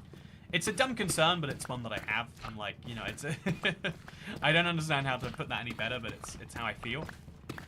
But, at the same time, I do see, you know, from, like, Twitter notifications or whatever, when other creators, like Waddles or, like, Zasuma Void, put out videos about snapshots and stuff, and it pains me how much faster they are than me, because I've been trying to, like, optimize recently snapshots for speed. I want to learn everything and then I want to show it to you as quickly as we can. However, now, because there's, like, editing involved now, I hand it off to an editor, I sit there and I just see that my video's not out and there's nothing I can do. And so I want to work out how to edit faster, I guess, or like get videos edited faster. And I don't know the solution on that one, but I'm just sitting there and I'm like, how can I get this to people quicker? Because for stuff like news, timeliness is important. That's why we pre-record the update videos. The moment there's an update out, people see that, and people are loving that. That's one of the few things that I found recently where I'm like, I know exactly what people want. People want to learn about a Minecraft update as soon as it comes out. They want to hear it summarized in a brief bit, and then they want to see every single feature, you know, experimented with, played with, etc. It's great. Can you attach Harrison to some kind of chain? What I'm thinking of doing is getting my assistant to do it, and so we can do it in-house. Or maybe even, I'm thinking to go crazy, is to, I'm thinking maybe I edit the video myself and just, like, I don't know. Or, like have a deadline. Yeah, it's there's a lot of there's some really weird thing. I have to work out how to do things speedily, I guess, and that is my plan. You can always reach out to these YouTubers, ask them how they manage their editing. Yeah, I think I know the answer, right? It's just hard. Also, referencing other YouTubers in your videos can be done helpful if done respectfully. Opens a potential collaboration. Yeah, that's true too. I only watch your videos for Minecraft news, says BM. What are you doing here then, BM? Be honest with me. If you only watch the videos for Minecraft news, what are you doing right here, right now? If there's anything I can help with, let me know. Thank you, Kat. I appreciate it. It's a real hard one. I do actually, you know, we do have like kind of deadlines, but a deadline is only as effective as the person on the other end is able to follow it, right? Like you can't make things go faster than they can. Raising kids is a self-referential problem. There might not be a fixed solution. Turing should have said that there's a beauty and imperfect solution, but maybe there's not. Yeah, I do think that something I kind of concluded recently. If you speak to enough, I don't know why, I feel like it's more common in young women than young men. Enough of them hate their own parents and will genuinely insist they were terrible, that you start to realize, like, oh yeah, it's just a common experience that everyone thinks they were raised awfully. It's very, very rare that people are like, oh yeah, I was raised perfectly. Until later in life, at which point you pick up some, I don't know, perspective based on some other people you see or something like that. Yeah, I watch Toycat because I like streams that aren't just, I'm going to play this game and not say anything. Okay, I've decided on a new idea for the stream chat. I'm going to play the game, and I'm not going to say anything. Only one of my parents was terrible. Yeah, it's a 50% success rate. That's pretty good. Or is that pretty bad? I wonder what the actual average is that way. For news video, editing doesn't matter as much, IMO, says the great Owlmaster. Yeah, if you want... Okay, so do you want me to break down the problem? Okay, news comes out. It's here right now in an article, but it's, you know, like it's so hard to work out what an article necessarily means for certain things. So you want to see it visually. I am converting the new update and its changelog into a brief summarization, which means that I need to very quickly understand what happened, show what happened, and then talk about what happened and, you know, like, summarize it in a way that's quick and fast. But there's two problems. Is like, people want to see that as quickly as possible, so speed is important. But people aren't just going to see it the hour it comes out. People are going to watch it all week long. Sometimes, for a big enough update, people will come back to it a while after. But it's mostly that video has like a week, or maybe 3 days, let's say, of life in it. And so you don't upload a bad video. You can't upload a video that's quick and rushed. You need to get just the right sense of, this is quick, but it's not rushed. This is just the right length that it's meant to be. So, yep, basically parenting is hard, and being a kid is harder, says Mark. That's a fun perspective. I feel like most people who are at the point of parenting, I don't know if that's where you are like, yeah, I used to think that my parents sucked, but then I became a parent, and I realized that actually... You know, it's way harder, and so... But really, I think appreciating that, like, yeah, being a parent sucks, but also, clearly it's not that, you know, it just... That people like to complain. It's that being parented sucks really bad. Do content creators not get the articles any earlier than the rest of the public? No. Sometimes, every now and then, there's something like that, but very, very, very, very rarely. Which is interesting now that you mention it. I think it's for the best... that they do it that way, though. Yeah, my parents were terrible at perceiving me a lot and nitpicked me for a very select number of things when it was obvious I was plenty smart and nice as Time Warper. I'm sorry to hear that. Yeah, I think that's a hard thing. Journalism, everyone.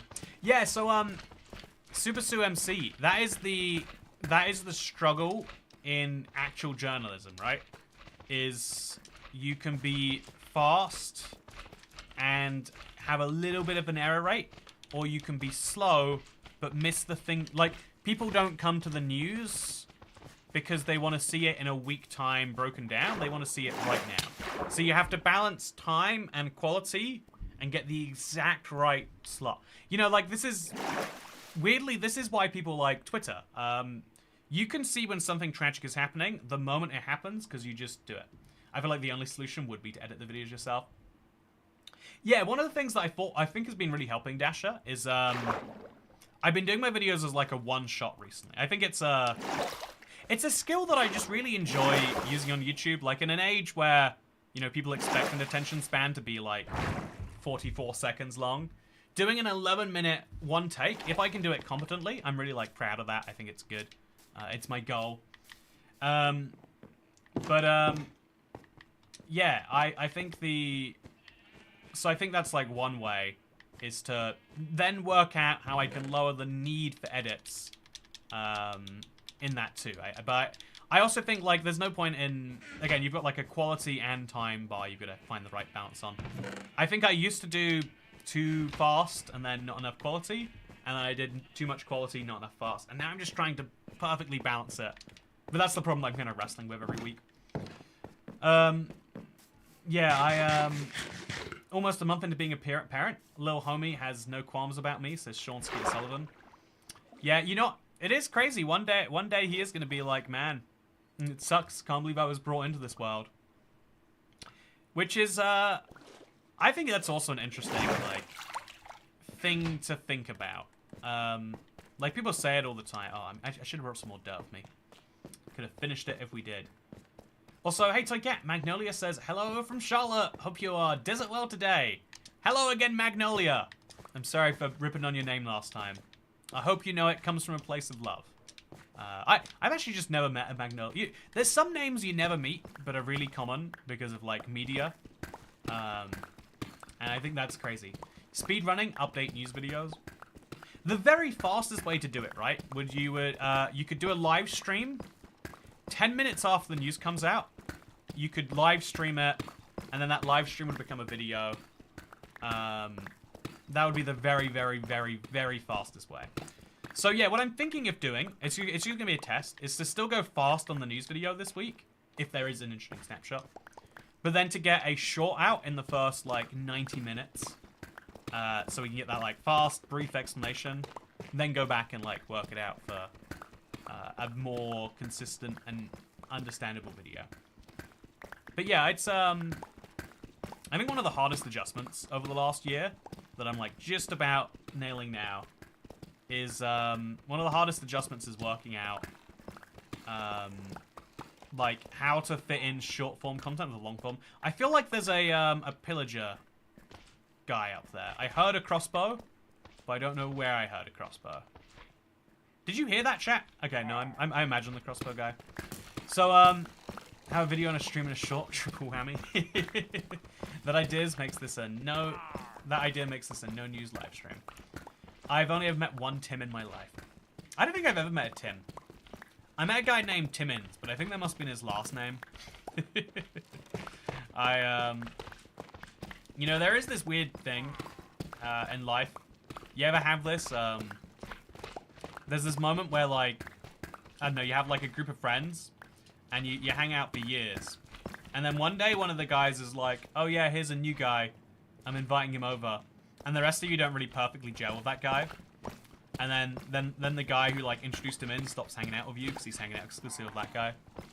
I feel like that's what Timmins was. Although it was, you know, most people say that sadly. For me, it was, like, the worst person, like, to hang out with. So I was like, okay, that's good. Glad he found that guy.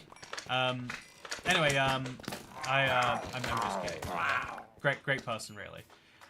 You guys need to be a lot more middle-aged Tims. Middle-aged Americans, there's a lot of Tims. It's like, there's a few names that just kind of die out, right? It's like Karen. No one in their right mind is naming their child Karen right now. That name is going to be killed by the meme. But it was probably already dying. There were very few people who went through with that. I met a Tim recently, says Chantal. Tim. Ah, that's crazy. Thank you, chat, says Sean Skeeter Sullivan. Congratulations on being a parent, by the way. Also, Generic Ego, good to see you here. You know, how did you pick your username, Generic Ego? Growing up in a crazy person household, a crazy people family, if you're not hitting at, screaming at, or abandoning your baby, you're doing way better than you think. Yeah, that sounds like the one cool thing about your situation, Ed and Sony. I met once, I met a couple from Texas. They were subscribers, I think. And they were like 19 and had just had a child. And a lot of their stuff sounded real kooky, but it came from this place of like, yeah, there was damage in my childhood and I'm gonna do it better. And you lack the resources at a certain point, and people would say or whatever. But actually, it's like, yeah, if you just don't want to mess this up, if you have the love to go into this, then yeah. Also, I just picked it because I got called an e-girl in 2020, so I leaned into the memes as generic e-girl. That's fun. I feel like that I wonder what you did to be called an e-girl, because technically speaking, everyone here who is a girl is online, is on the electronicness, so is an e-girl. Yo, I haven't been here in years, been sub for at least a decade now. It's great to see you, bro. Hope all is well. Thank you, Jacob Fulbright. I hope all is well too. Yeah, I certainly hope it's all well. I'm about to finish the lowering of my sugarcane farm. I'm enjoying, like, you know, just chatting about it and all that. But I feel like it's gonna happen right before our eyes. We're not even gonna realize it. My mum overheard the stream and was fascinated by me understanding all of this fast-paced English. Dasher, did you understand when I spoke this fast? I really want to know if you, when I'm speaking all these words at this pace, if you actually understand them and sorry. I did so well earlier, but I guess my brain power's run out. I want to understand if you can understand these words and process them in the correct actual word, because honestly, when you're a native English speaker, you kind of pick up a lot of things a lot better, but when you're not, it can be a lot harder to pick up these small things, because I'm speaking a lot of words and a lot of the syllables are kind of being lost, but it does make sense to a lot of people, but it might make sense to you. I want to know if you can perfectly understand it, or if you're just kind of guessing what I'm saying, and if you are, that's still pretty impressive, I guess. Also, the way I did my makeup, I love the e-girl aesthetic. Man, I want to know. Also, these tips of your mashup. These tips are your mashup pack reimbursement. Helps let me know what I'm not missing. There should really be some curation of the marketplace. P.S. It happened to Mary Sue too. Mary Sue? Who's Mary Sue? Thank you so much, Jessup Kane. I really appreciate it. Yeah, I want to know if Dasher understood that. Yeah, I did hear about the Stampy's Lovely World going on. What I thought was fascinating was that it was released by 4J Studios. Like, 4J did their fuzzy banner, and it's like, we're releasing Stampy's World. I think that that is a really bizarre decision to take as a studio. I want to know more. I've been privately, I've spoken to Stampy quite a few times. We got into wakeboarding a little bit semi-recently. And, so I tried to ask him a little bit, just like, you know, obviously just like, not to share publicly, but just curiosity about like, so what is the role like? And he's like, I cannot talk about it until we do the 4J thing together.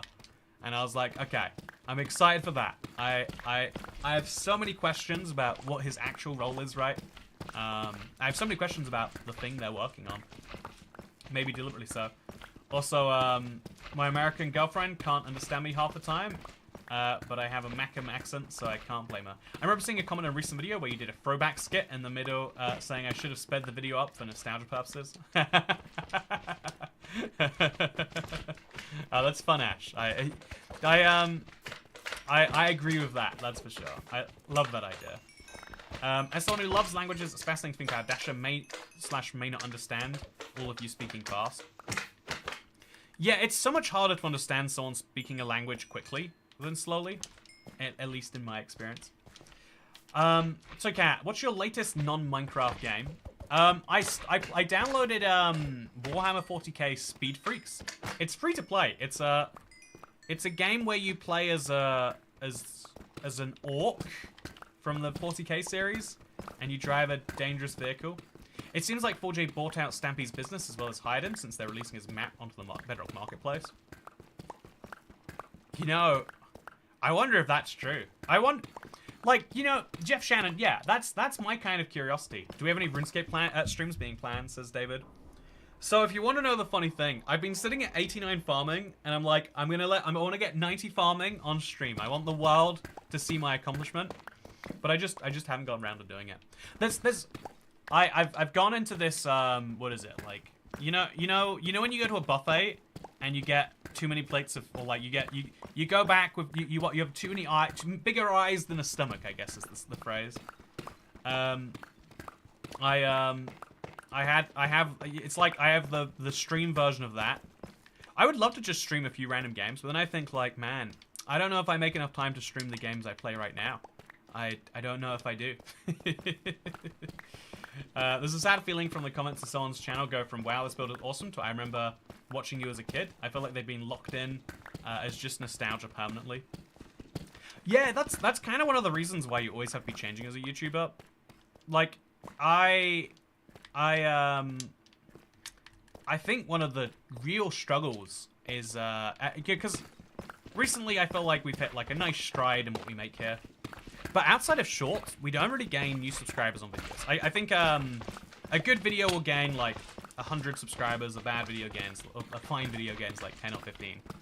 And that's fine, but that means that on average, you know, there are not as many new people coming in as, and that creates a problem because eventually people are going to be like, man, I used to love this and I'm still just kind of around. You start to have to appeal to nostalgia more than you can create new, unique stuff.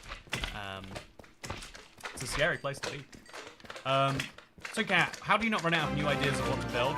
I mean, I'm building the same sugarcane farm from 2012, so I don't know that I get to pull the high road about my great ideas. Mary Sue, Bertha, Karen. Oh, right, to Mary Sue. I get it. Thank you. Bertha. Man, yeah, Bertha sounds like a... If you name your child Bertha, you're giving her, like, serious issues. But yeah, I remember back when you streamed Black Ops 3 Zombies and No Man's Sky. Oh, I heard No Man's Sky has gotten good. I've heard it's gotten good. I kind of want to go back into it. See, there's a lot of games where I'm like, this would be good as a stream, I think. But then I conclude, are you meant to stream games that you're not already familiar with? I don't know, like I used to feel this real self-consciousness about streaming a game that I hadn't already picked up all the stuff from. I've got a Bad Omen bottle free here, by the way, and I've also got... Oh, I brought the chest with me. I'll take all the dirt out because I'm going to need it, and then I'll put the deep slate in there. Perfect. Okay, and then we'll bring out the dirt, and we can finish this. IBX Toycat demographic crisis. Yeah, it is that, right? Like, eventually my subscribers will die. Either figuratively or literally. Maybe like Sean Skeeter Sullivan, they'll have a child and they'll be like, I don't have as much time to watch Toycat explain countries that is Minecraft villages anymore. By the way, we do have a one last video in that style coming soon. And then I have one other one that I'm like kind of working on, like doing that differently. Used to call the big trash cart with the wheels Bertha at my old job. Feel bad for anyone with the name. Yeah, I picture Bertha as being a very stocky woman, you know, like, you know, someone who's definitely familiar with how to, I don't know, maneuver around. The point is that I think there are some names that just get an unfair association, and then, you know, like kind of cyclically. You know, there is a demographic crisis for Berthas as well, really, is what I'm saying. Did you know that today the Sonic 3 movie trailer was released? Yeah, I had to decide. I was like about to go stream, and I was like, I should watch this movie trailer instead, maybe. I miss young pimply-faced Toycat Cam, where he doesn't know how to smile and sounds like he wants to die. Okay, let me try my best to recreate that for you. So I can't even get that same intonation on my voice. So the thing about being alive is that sometimes you want it, but most of the time you're just there for the journey. And ultimately, the only thing that makes me happy in life is the fact that there are lots of people who one day will realize that they're not happy. And, oh wow, I can't believe we just found some deep slate. So that's why you were late this time. If you want to know, actually, if you want to know my terrible procrastination, before I started streaming, I couldn't stop myself playing a game of Dawn of War. I could not stop myself. I wanted to. I was like, I gotta stop this, and I just kept going. And then we hit the stream time, and I was like, okay, I'll end this game here. It was going really well, by the way. The Eldar just destroyed my base, but I had control of like 3/4 of the map. So it was like a real, like, am I going to do this or not? I think the funny thing about the parenting that we're kind of talking about, how like parents are trying to avoid bad things for their children, is that what used to be like a very individual decision is kind of one of the big things we decide collectively now. You know, the decision on like how to make your children's life better than yours used to be one that you worked out generationally. But one of the weird catches to that is I feel like we've broken the societal contract which has existed for so long, which is like we will agree to collectively make our children's lives much better than our own. I feel like as we are about to hit somewhere in our lifetimes the first shrinking generation, we have a system which is built on population growth, and we have not worked out how to grow the population to feed the system. And it means that we are endlessly feeding more money to pensioners and more money to, you know, people who, in some cases, already are doing just great at the expense of people who are not doing great, who can't afford to have their own families or whatever. And I feel like there's a weird, like, social contract in there that is being partially broken. And it's weird because the biggest losers when you do that, in the same way, you know, you're making things future me's problem. I think, also my mum and I are in another city for 2 days. We're in a hotel room. Gotta go to sleep soon. Oh yeah, it's so late there, Dasher. You gotta go to sleep very soon. Most rich countries have shrinking populations, but a few are disguising it with immigration. Oh, the vast majority, Dan. That's the only one that isn't is like Japan. And, ooh, I want to say, like, Hungary, but Hungary's not rich. It's kind of closer to middle income. The world is doing that, and I think that's really intriguing. I found a channel recently to learn how to play so I can teach my son, says Kim Urowski. I'd recommend the Ultimate Guide series, actually. My goal is to have all of the major mechanics covered in that, but also hopefully the ones that are interesting to other people. Speaking of population growth, it's a good slime farm you've got going on there. Yeah, I'm really hoping that it stops being this way once I place enough of the dirt around. Because like what am I accidentally doing here? It's just, it is very interesting to create a farm like this by accident. But thank you, Osmosis. I agree. That is where I'm at. Also, unfortunately, you still get some narcissist parents.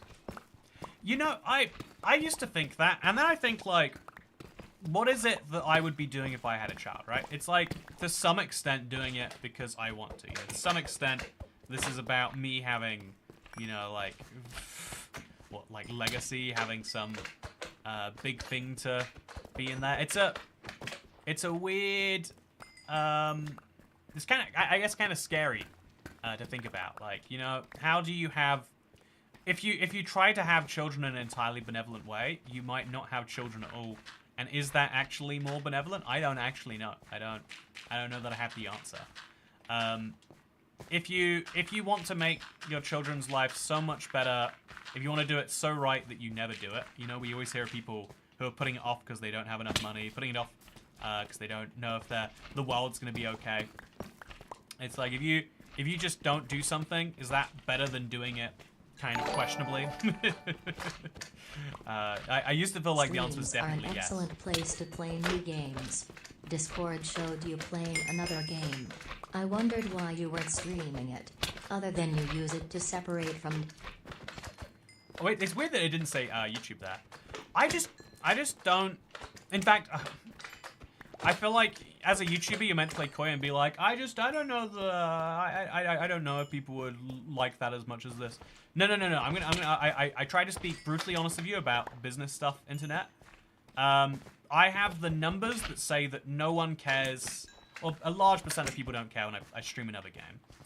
It is brutal to learn that that's true. You know, it's a dent in the old ego when you first learn it.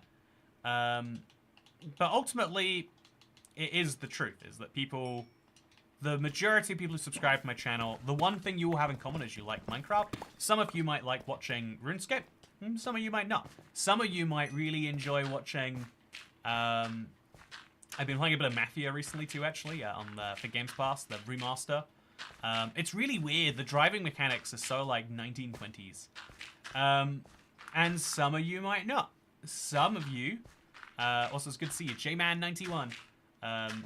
The Lego Fortnite stream was cool.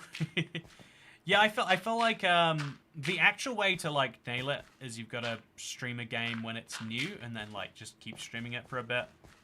But yeah, maybe it's better off just be like, okay, let's just stream something. Let's not even make that the core thing. But it's really hard on YouTube, where the title and thumbnail are king, to work out how you do that. You know, like I said, I don't even know how to like. I don't understand what title thumbnail combinations people click on YouTube. It's when I'm playing Minecraft, it's hard enough to communicate what I'm doing in Minecraft with title. How do I say to people, finally getting 90 farming as a RuneScape title that interests people? And so that's like a part of my job that I just don't know, and I guess I haven't really worked out perfectly. I got really into Balatro for a bit. I love roguelike games. I feel like they're perfect for streaming.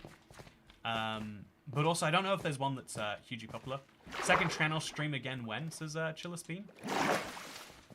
Yeah, probably so. I feel like that's a better alternative to streaming different games, is like, yeah, play some GeoGuessr, play some weird games like that or something. To be honest, on YouTube, I like gamers who are subject matter experts. I go to Twitch for gamers playing unfamiliar games. Yeah, exactly. Also, to be fair, yeah, I think that is true. I think you, the idea of like blindly playing games is definitely a Twitch thing more than that. Does the existence of the Isle of Wight imply the existence of the Isle of Zombie? You know, I think it must. I'm impressed you know about the Isle of Wight, by the way, Dan. I feel like it's one of the lesser known UK islands. Sometimes I wonder, what if Marcus had established a non-profit for Minecraft instead? One of the subjects that I can talk about all day, every day is what if Notch hadn't sold Minecraft. I'm so perpetually fascinated. But for now, let me tell you something interesting. Do you know how snapshots are numbered, chat? Can you know, like, you're familiar with the system, like 23W33A? Has anyone else ever questioned why that is? Everyone knows that it's because it's the 33rd week or whatever. Oh, we're already on like week 34 now. That's depressing. Anyway, there's only 18 weeks left in the year. Man. Twitch is hard to be discovered. Need to use other social media in conjunction. Yeah, Jessup, that is the one downside. It's very much aimed towards creators that you're already familiar with, rather than towards finding new ones necessarily. We should just buy Microsoft and fix things. Okay, everyone, let's pitch in. If we all buy 1% of the Microsoft shares, we'll be golden. I actually think it would be cool to, if you had enough rich friends, you could buy a substantial enough share of Microsoft to actually change their direction on things like Minecraft. You know, if you own 20% of Microsoft, are you allowed to force them to sell Minecraft to you? Diluted Dante, so did Lego, Fortnite, and Pokemon rip-off streams not do well? I'd have thought those should have done okay. More than Sonic or City Skylines, though I've already enjoyed those. I feel like, yeah, they did because they were fresh games. But also, yeah, there's Engage Your Curious, they did because they were fresh games, yeah. So it's like, what new games are coming out that I'm interested in playing is kind of the harder question to crack at some point under that. 3 trillion market cap, not that much. Okay, if we all just get, if everyone can just get their, you know, how many viewers we got here?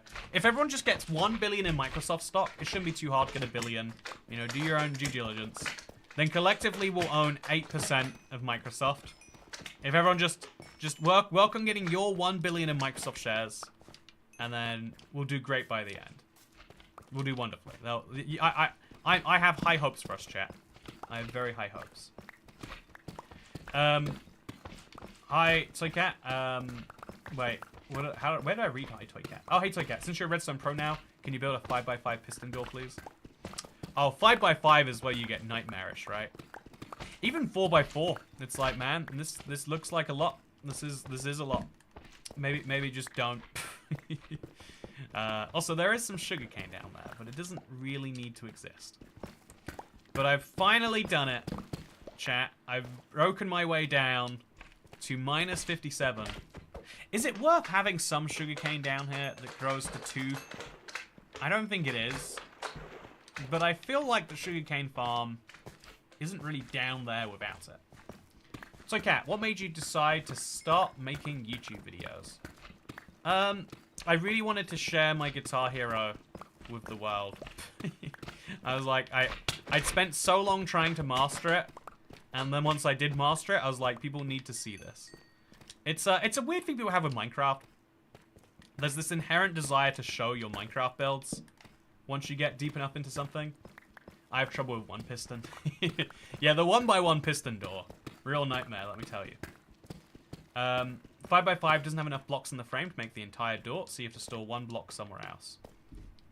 Yeah, you move the piston. You just have a 3rd level move piston, right? Or maybe you can't do that. IBX Guitar Cat. Yeah, the original channel where I used to upload my Guitar Hero videos is still up there. I have no access to it, so I don't like to share it, because I'm worried about what the other things on the channel there will imply about me. But at the same time, people find weird clips of me from this channel. I feel like I have no shame in saying... a lot of people are very cautious all of the time, and that's kind of understandable, but I feel like it's way more fun to take a few risks here or there. And I've done that to some silly extents in some places on this channel. If you're looking for a cool roguelike game, I recommend Enter the Gungeon. It has a speedrunning aspects and replayability just the way you like it. Although it's hard for me, says Blue Zures. You know what, a lot of my Xbox, and I'll tell you the games that I'm most excited to stream. Well, I feel like Civilization 7, I feel like that is like my game. It's probably more of a second channel stream though, right? Weirdly enough. I think it probably fits there better than here. Is it out yet, actually? Civ 7. Did it come out yet? It's coming 6th of February 2025. Oh. Man, that's the crazy thing about new things. They come out in the future. That's the extent of my analysis on this one. New things come out in the future. Doesn't it suck when you want them right now, though? Doesn't it suck? So, this is where some dirt blocks are going to go. I'm going to place them all down, and then I'm going to put my other dirt away so I can pick up some new blocks. Because I am running out of inventory space, and that is a bad thing. So, in we go, in we go, in we go. And then maybe put the dirt piles together, and then let's go pick up the slime balls. I feel like I've never gotten slime balls as easy as I have today. I have to work out something to do with all this slime. But now it's good. Last week was a Realms fever dream, says Think Tank MC. I mean, if we all just agree it didn't happen, then it didn't happen, right? That's how history works. Civ 1 is easy to find on abandonware sites. You have to run it via DOSBox or something these days. Yeah, I feel like there are some games, especially Civilizations is a classic example, where it's like, why would you want to play the old versions? It's a struggle creatively with anything where you do that. Like, what's a good example of this? Like, if they ever made a Minecraft 2, or you know, would you ever go back and play Minecraft 1? I guess some people go back and play Minecraft Beta, so maybe that's a bad example. But some things are such a direct sequel, or not even sequel, but like a version 2. That why would you play version 1? It's like if you could go and read the, I don't know, the original drafts of the Harry Potter books. It's like you probably wouldn't, you know. You can't imagine that's at the top of your to-do list. Okay, so we've got a second. Thank God for Bad Omen 3, by the way. I was like worried about taking up more slots in my inventory. Turns out it worked out perfectly. Okay, so we're just going to destroy this whole chunk here. This big little area. And then that one. And then we're finally done. Are you getting an ad revenue bump from the US election ads? I'm getting so many Ronald Reagan ads. I'm going to be honest with you, Jeff Shannon. I don't think that Ronald Reagan is running for president. I'm not politically, as you know, 100% into American politics. So I might be wrong about that. Sorry if I've misled you. But I want to say that he's not running in this election cycle. and so he's probably not paying me for those ads. Worse, the old drafts of the Silmarillion. I read the old drafts of the Lord of the Rings, yes. See, that is nuts to me. That is actually... That's a bit bonkers, David. No, that's not a bit bonkers. That's very bonkers. Yeah, I'm still thinking. I felt like, David, you made a point about historical England recently, and you know how like by industrializing first and getting like the first mover advantage, the whole of the UK's like economy since has been about retaining that advantage. I was thinking recently is that like that's basically what companies try to do. Is like a company tries to get very successful in a field, like Uber or whatever else, and then they're like, okay, and now we park the bus. Now we do the bare minimum amount of innovation we can possible, and we do whatever we can to just stay in this position. We don't need to be the best. We just need to be not bad enough that people try alternatives. And I think it's really interesting how many things are like that. My wife suggests you should have a Crusader Kings free stream, says Jeff Shannon. So first of all, you've got a really cool wife if she's suggesting that. I totally agree with her, by the way. But second of all, I'm going to place the dirt here now, just assuming I'm going to need it. Second of all, I would love to play Crusader Kings. I've almost done it so many times. And every time I do, I'm like, I don't know about that one, actually. Actually, a talk at Civ stream would be so funny since the game is older than he is. I really enjoyed the Civilization they made for Xbox, Civilization Revolution.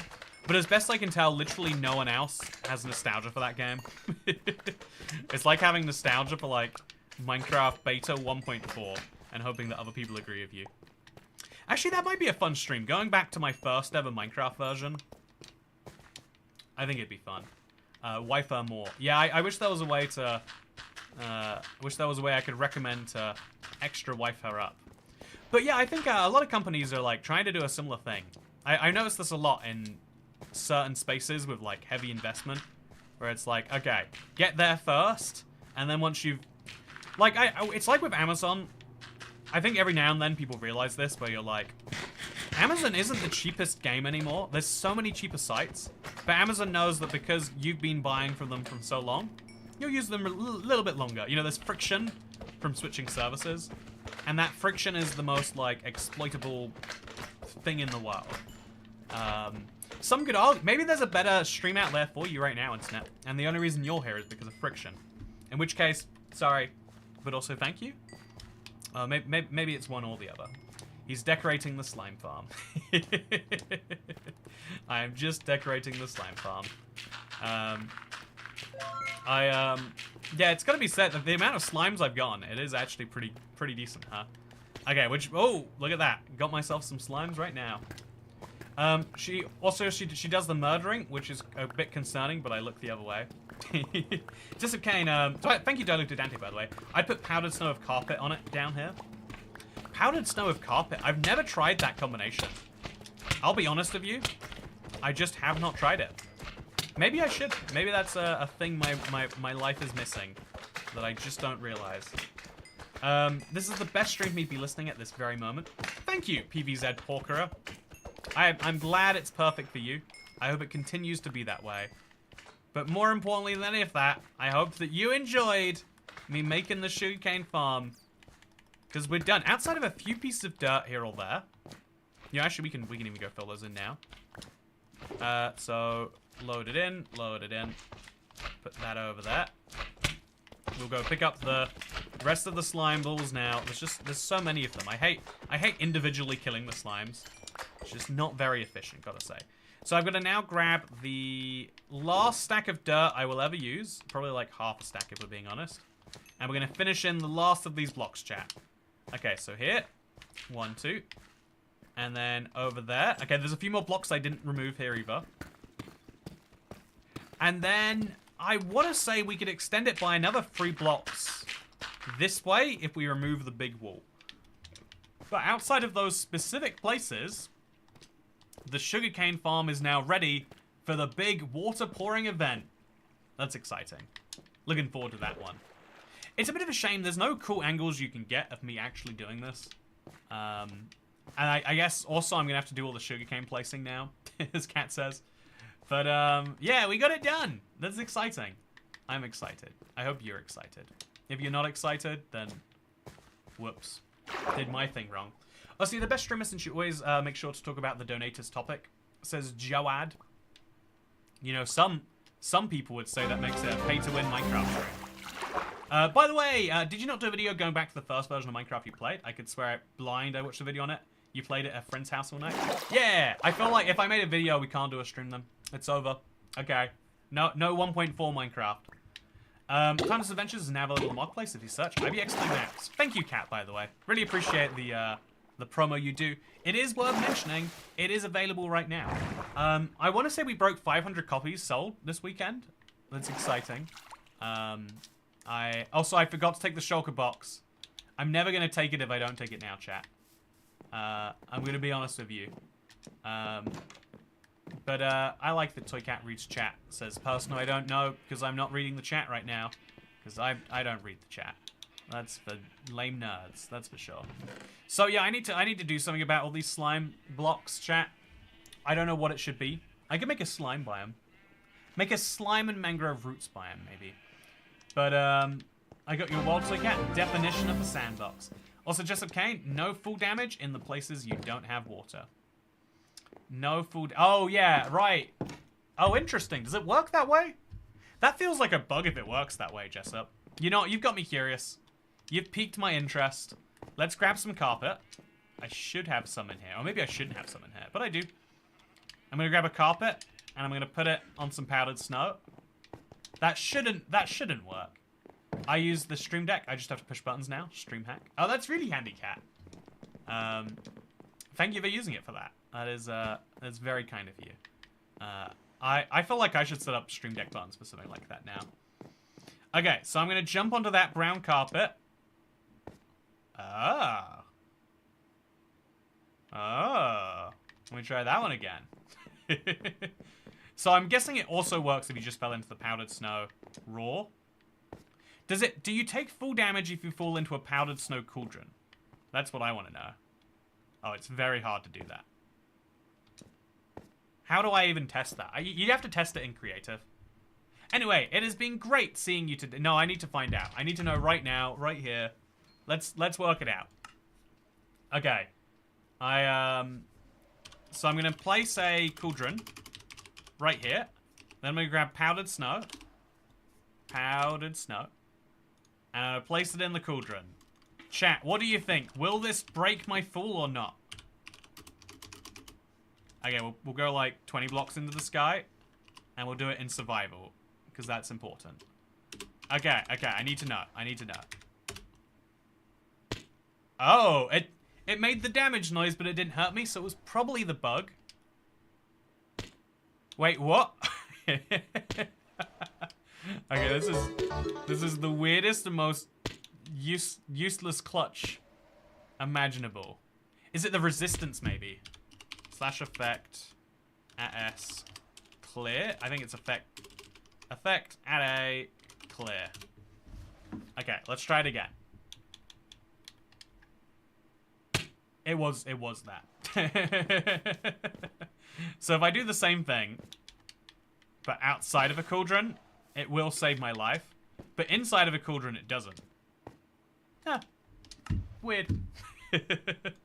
Anyway, I hope you've enjoyed today's live stream. Thank you to Jessup Kane and Super Sue MC. Snow is technically a water block. That sounds like pseudoscience to me, but I'll trust it anyway. Case in point, Bricklink is so much cheaper than Amazon for legacy. Yeah, there's it's crazy. If you're ordering a niche item, it's always better from the niche place. And that's so useful to know. Water cauldrons also don't cancel full damage. That makes no sense. Why would falling on carpet work, but not falling on a... You know, we'll leave that aside for now. But what I won't leave aside is the fact that I hope you've enjoyed today's video. Subscribe, and thank you for Jessup Kane and Super Sue. And to everyone who gave me your time, attention, or money. Because I crave those things, because I am a YouTuber. Look forward to seeing you in the RuneScape live stream where I get 90 farming. It's gonna be great. See you next time. Goodbye. I remember the reason I didn't do it. The Jagex launcher needed my login details, and I don't remember what they were. Okay, bye.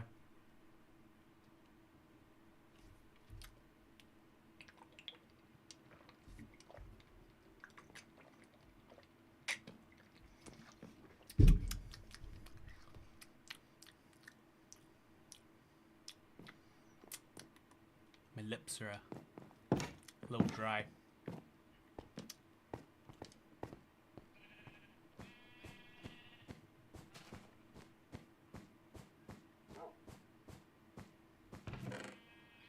Chest organization bonus. Oh, it's your favorite, chat. Just for you. Right here, right now. You're living at a special point in history where you can watch a man organize his chest into tough. I'm gonna put these tough blocks in the ceiling right up here. Oh, no, I'm not. Those are slabs.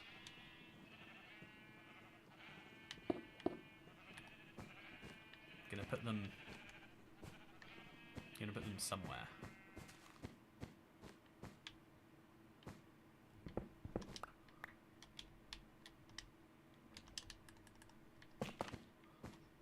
Looks great. Wonderful. Oh, if I'm doing chest organization, I have to go back to grab that one shulker box. Did leave it down there.